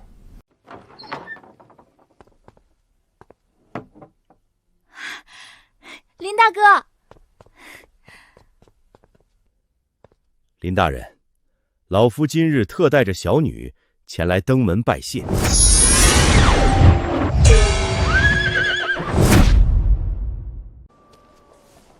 林大人，这是遗珠亲手缝制的荷包，请大人务必收下。还有这500两银子是那件裙子的润笔费，大人一定要收下。房小姐，荷包我收了，这钱就算了。我与房大人同聊一场，若是收了你的钱，房大人回去怕是要参我一个收付贿赂。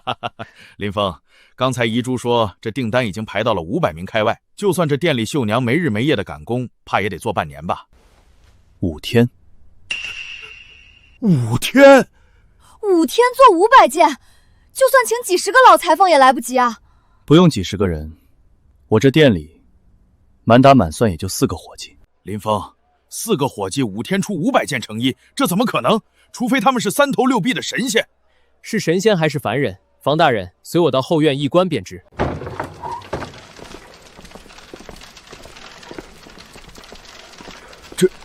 这是织布机，为何与老夫见过的完全不同？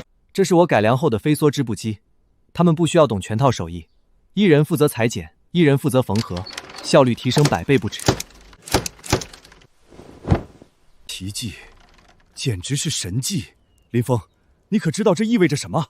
若此机推广至大唐万千农户家中，布帛产量将翻100倍，价格必将大跌。从此以后，哪怕是关中最穷苦的百姓，也能在寒冬穿上一身像样的棉衣。这事不能耽搁，走，跟我入宫见圣。爹，我的裙子还没拿呢。还拿什么裙子？这是关乎大唐国运的神器。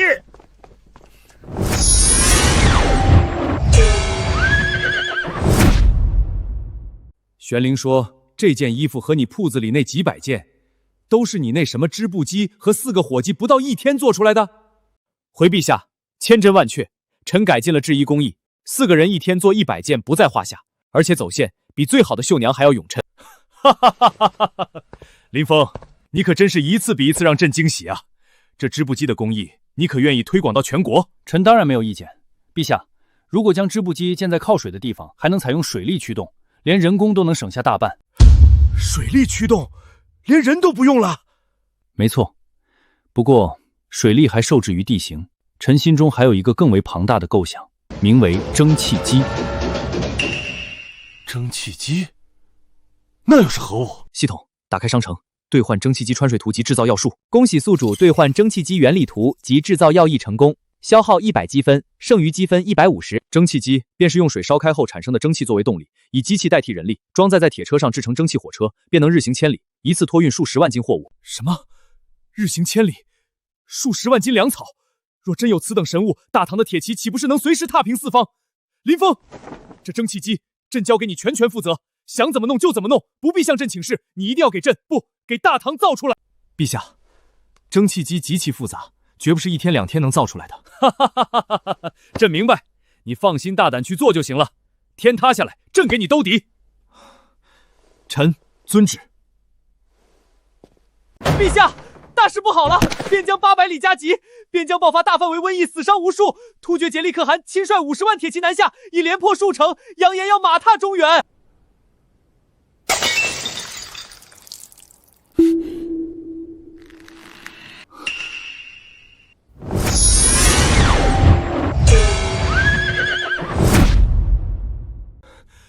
陛下，边疆急报，云州突发大疫，波及整个州府，死伤百姓已逾10万。突厥杰利可汗趁火打劫，率50万铁骑，连破我大唐20座城池。传太医，将他扶下去，好生休养。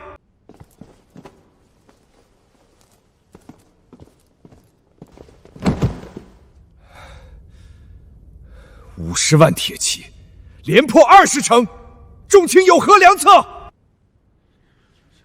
陛下，臣以为应当立刻调集天下兵马，挥师北上，痛击突厥，万万不可啊！陛下，兵不此举，无异于饮鸩止渴。你这叫什么话？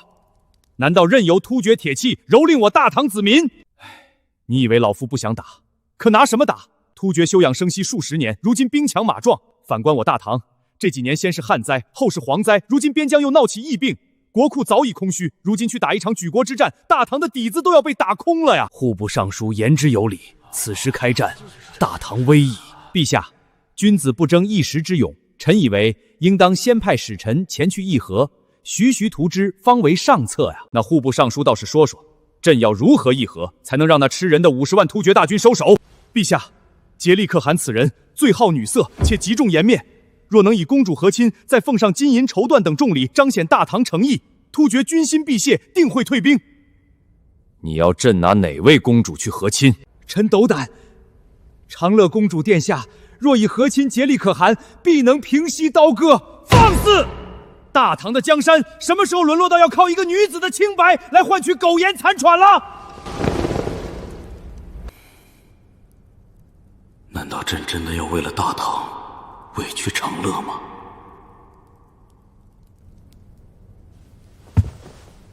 荒谬至极！陛下乃真龙天子95之尊，大唐更是天朝上国，岂有泱泱大国向小国低头称臣、献女求和之理？林大夫，你站着说话不腰疼？不和亲，难道你去挡那50万铁骑？我大唐男儿死绝了吗？要靠女人去求活？陛下，臣以为对待外物，唯有一句话：天子守国门，君王死社稷。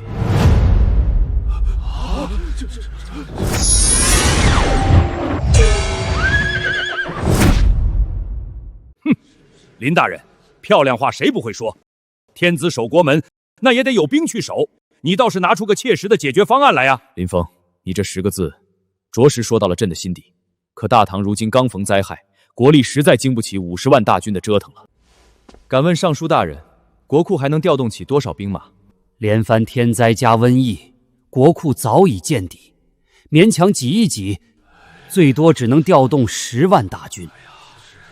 区10万疲惫之师，如何去抗衡突厥50万如狼似虎的铁骑？简直是天方夜谭！恭喜宿主兑换碎发枪及手雷全套制造图纸成功，消耗120积分，剩余积分30。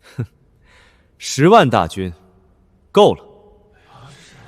陛下，调动10万大军还是太劳民伤财了。您只需给臣5万大军，足矣。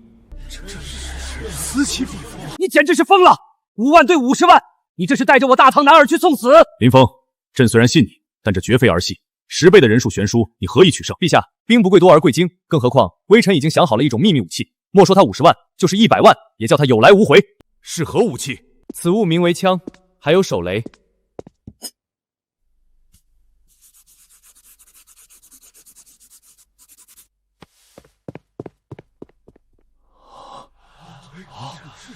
积分花的肉头只剩30了，不过只要这批火器造出来打退突厥，系统精算的积分和属性点肯定少不了。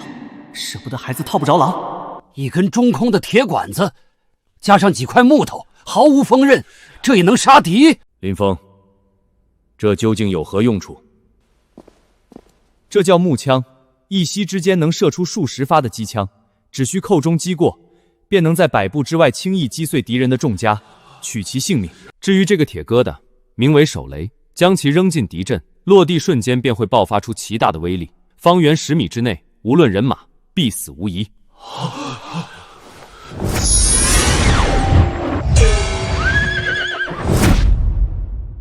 一派胡言！天下间怎会有如此荒谬的武器？林大人，您莫不是在关中养猪养昏了头，跑来朝堂上寻开心了？林峰，军国大事绝非儿戏。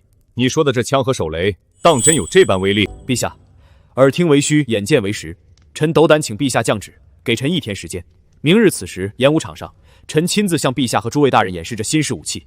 哼，林峰，1天能做出什么神兵利器来？我看你根本就是在嘴硬。就是1天时间，怕是连把像样的横刀都打不出来。都给朕闭嘴！既然林爱卿有此把握，朕就信你一次。明日演武场，朕要亲眼看看你的手段。退朝。林峰，现在没有外人，你给朕交个底。你说的东西1天时间到底能不能做出来？若是做不出，那可是欺君之罪。陛下放心，臣从不做没把握的事。不过臣需要工部全力配合，任何人不得违抗臣的调度。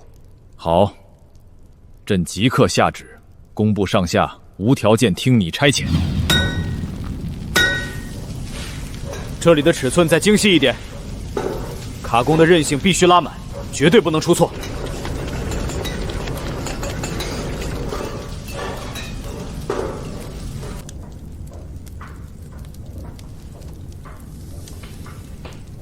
成了，有了这东西，突厥的50万铁骑就是活靶子。我倒要看看他今天怎么收场。等下若是拿出一堆破铜烂铁，老夫定要参他一本，治他个欺君之罪。林峰，这便是你造出来的枪和手雷。回陛下，正是。这烧火棍一样的东西能是武器？真是荒谬！花里胡哨，林大人，要是这东西连头羊都杀不死，达不到你昨日夸下的海口，那你可就大难临头了。陛下，请看100米外。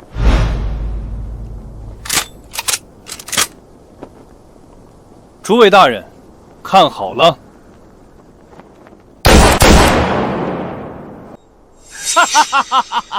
林大人，这就是你说的神器，连个木头人都推不倒，毫无威力可言，简直滑天下之大稽。我看这声响倒是挺大，适合过年听个响儿。陛下，威力如何？拿近了一看便知。来人，把牧人抬过来。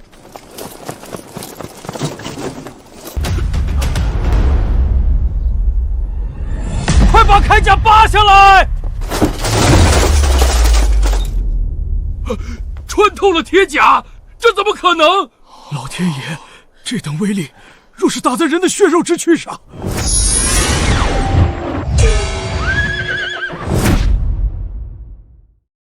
有此等威力，突厥的皮甲算得了什么？若是全军配备，突厥士兵岂不是连一面之敌都算不上？这等暗器，简直闻所未闻。还没完呢。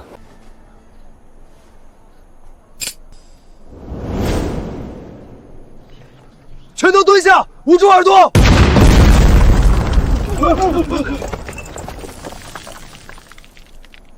老天爷啊，这是天雷下凡吗？粉身碎骨，真正的粉身碎骨啊！哈哈哈哈哈！有了这2件神器，区区50万铁骑简直不堪一击。你们谁还有异议？工部尚书何在？微臣在。朕命你集结工部所有能工秒将，全力赶制步枪和手雷。朕只给你10天时间，10天后朕必须看到5万把步枪，10万颗手雷。若有延误，提头来见。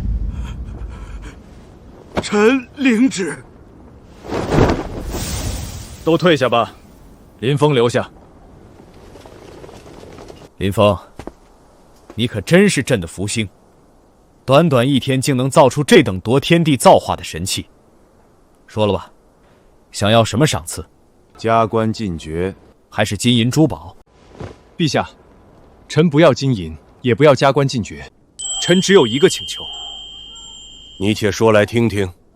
臣恳请陛下准许，让臣带军参战，亲自抗击突厥。好小子，有胆识！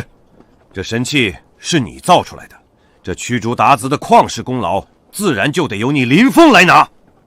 朕准了。臣谢主隆恩。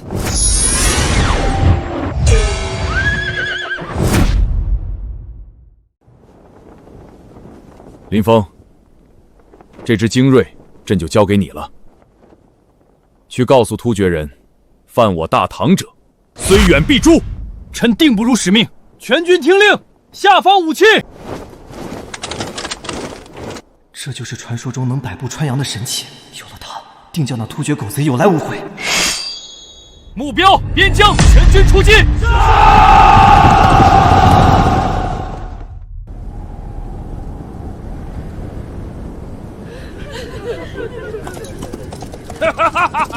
李世民，你这缩头乌龟，终于敢露面了！你休要猖狂，拿无辜百姓泄愤，算什么英雄好汉？英雄好汉，我只知道成王败寇，本函数3个数。你若再不开城门投降，这些人全都要给你们大唐陪葬。陛下，千万别开城门，别管我们！老东西，闭嘴！3，畜生！2，竭力，你今天的所作所为，我定要你拿命来偿！林峰，现在就动手，这样他们死无葬身之地！陛下息怒，再等等。还等什么？难道看着我大唐子民被他们屠戮？距离太远，手雷无法发挥最大威力。等他们攻城，我要把他们彻底葬送在城墙下。好，朕听你的。看来你们是不见棺材不掉泪。既然你们找死，本行就成全你们。全军听令，给本行攻城。破城之后3日不封刀。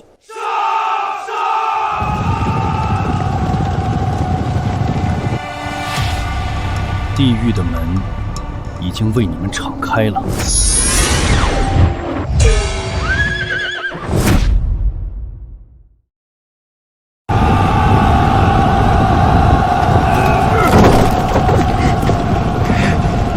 李世民，你们大唐的人是被吓破胆了吗？连一支箭都不敢放。林峰，贼军都要上墙了，再不出手就晚了。就是现在，全军开火！给死去的乡亲们报仇！杀！这是什么暗器？经铁铠甲竟然被直接打穿了！可汗，上万名先锋军全军覆没了，根本冲不上去，快撤吧！撤！连工程车和云梯都不要了，全军后退！想跑？哪有这么容易？点火！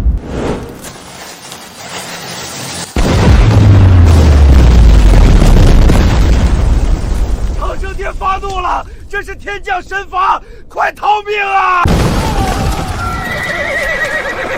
林峰，你到底用了什么妖法？李世民、林峰，你们给我等着！今日之仇，我竭力迟早要你们血债血偿！全军撤军！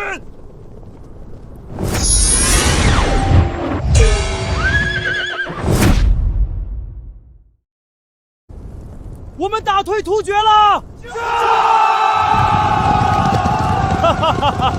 真是太痛快了！一往无前的突厥铁骑，面对这小小的步枪和手雷，竟然被打得落花流水。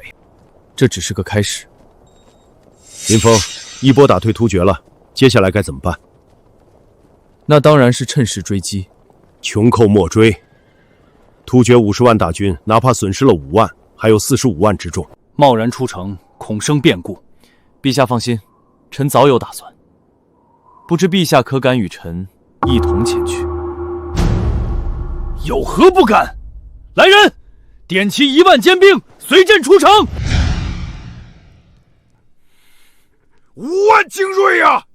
连大唐的城墙都没摸到，就这么全没了！可汗息怒，大唐的火气实在太可怕了，将士们连敌人的面都没看清就倒下了。剩下的40多万大军里，大半都是负责辎重后勤的，真正能打仗的不过10几万。现在这10几万也被那一幕吓破了胆。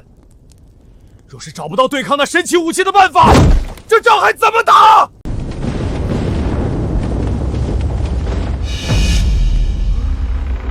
怎么回事？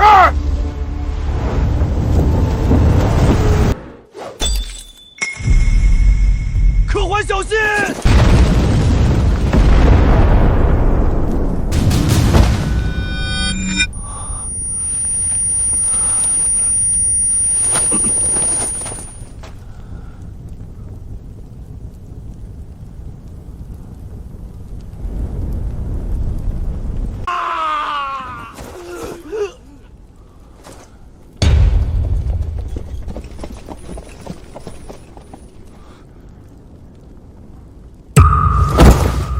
原来你们早就算计好了一切。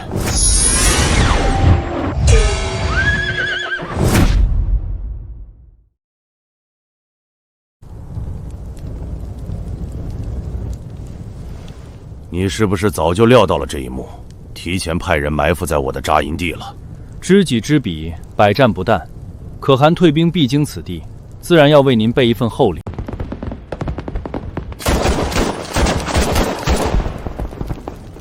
启禀陛下，林大人，营内顽抗的突厥士兵已全部清理干净。我认输，但我实在想不明白，我突厥铁骑纵横草原怎么会败得如此彻底？你用的到底是什么妖术武器？这不是妖术，我用的武器叫枪和手榴弹。枪、手榴弹，就算这2样东西威力惊人，可你唐军只有区5万，凭什么能胜我50万大军？可汗，时代变了，战争的胜负靠的从来不是人数多寡，而是谁的装备更先进。在绝对的火力面前，人数不过是个一戳就破的笑话罢了。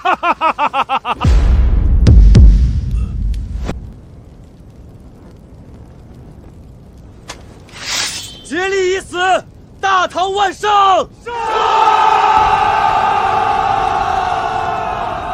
大唐万胜！大唐万胜！宿主成功完成抗击突厥重大事件，获得系统积分乘500，当前积分余额830。830，20点属性点。这仗打得值。属性分配：智力+4，体力+5，精神力+4，感知+4，亲和力+3。当前属性：智力91，体力79，精神力78，感知83，亲和力77。剩余属性点0。智力91了，快破100了。体力79，以后起码打仗跑个几天几夜都不带喘的。照这个攒法，离终极躺平变强的日子越来越近了。林芳，这一战的头功非你莫属，若无你的神器，大唐危矣。等回了长安，朕定要重重的赏你。陛下，赏赐的事不急于一时。突厥大患已除，你还有何顾虑？突厥的危机虽然解除了，但边疆的瘟疫还在，若不尽早控制，死伤的百姓恐怕比这场战争还要多。你说的不错，可这瘟疫如洪水猛兽，药石无医，连太医院的御医们束手无策，又该如何解除？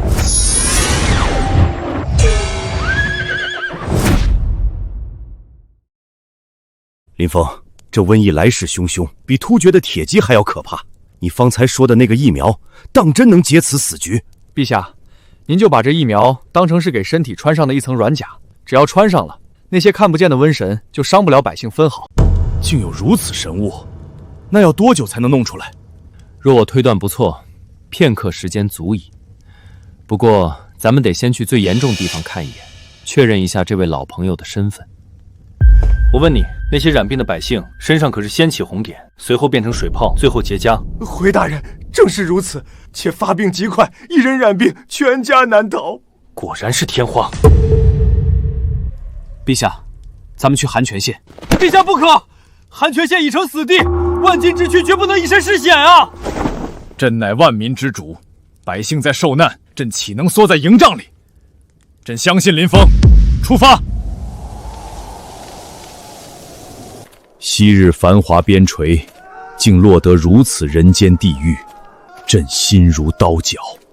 微臣参见陛下。臣无能，让百姓受苦了。县令不必多礼，我且问你，这县里养牛的农户都在何处？养牛户，出城往西有一片牧场，大人去那里做啥？别废话，带路。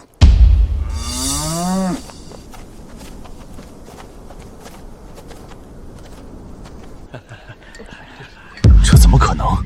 周边牧民尽数染病，为何唯独他们一家毫发无损？真是奇了。臣记得隔壁养羊的王大壮，前天就断气儿了。陛下，答案就在这些牛身上。这些畜生，正是，便是咱们赢下这场瘟疫之战的关键。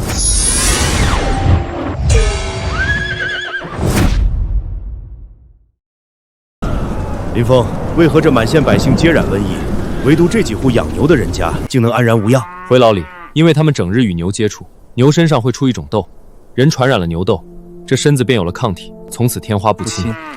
牛身上的痘，林大人，这简直闻所未闻！那畜生的病，难道还能救人的命？老乡，你家小儿子身上可有牛痘？关老爷，有的，那娃儿前几天刚染上。把孩子带出来，赏银100两。老李，看好了。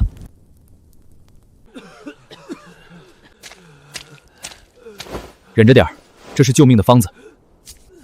林峰，就这轻轻一划，再煮点畜生的脓水，当真能治这要命的瘟疫？老李，这叫重构法，只需7天，我保他生龙活虎。把他带下去，好生照料，每天观察记录，如实禀报。如何？身上发热，像是有火在烧。看，他身上长出红斑了，但这精神劲儿似乎比昨日强了些。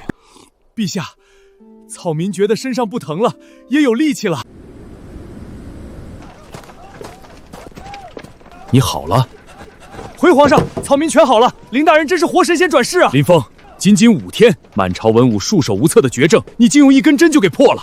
老李，这只是开始。臣林峰请命，立刻制作疫苗，在全国范围内推广种痘法。准奏，朕要让这天下子民从此再无天花之苦。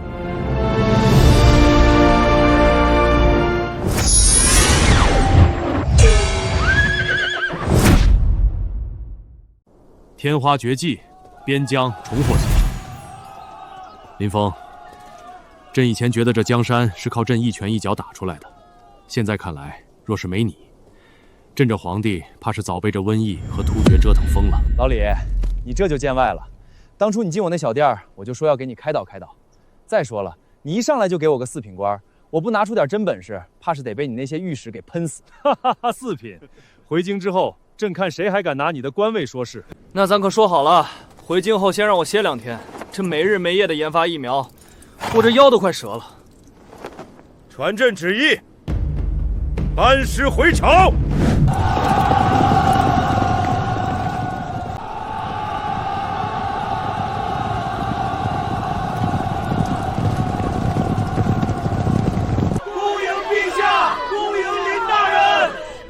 是神仙下凡，救了咱们的命啊！此一去，平突厥，灭瘟疫，林大人真乃奇人也。大唐之幸，社稷之幸。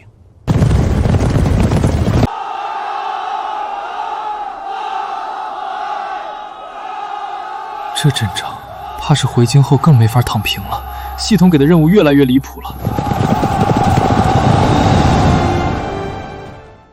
昔日朕为秦王时，曾任尚书令。自朕登基，此位空知20余年，只因朕觉得朝中无人能担此重任。林飞，臣在。你立下不世奇功，救万民于水火，安社稷于动荡。今日朕破格下旨，拜你为尚书令加赵王爵，开府建衙。陛下，尚书令位极人臣。且林大人已获封王爵，这是否赏赐过重？尔等若能灭突厥50万铁骑，能瞬息间解万世之瘟疫，朕也封你为王。陛下圣明，赵王千岁。尚书令，赵王，这下彻底成了老李的首席打工人了。陛下圣明，臣林峰领旨谢恩。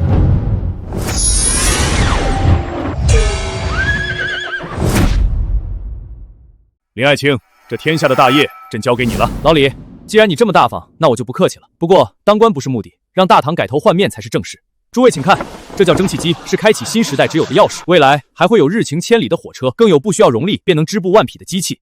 林大人，这铁疙瘩当真能动？不仅能动，还能带大唐走向星辰大海。我们要让这世上所有的国家都向大唐俯首称臣。陛下圣明，英王圣明。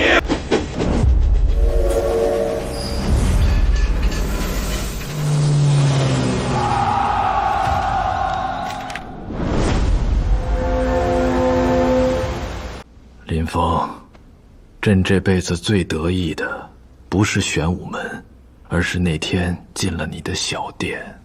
老李，大唐现在很美，你可以放心去看了。好。系统，终极任务完成了，这下我总能安心躺平了吧？这波真是不亏。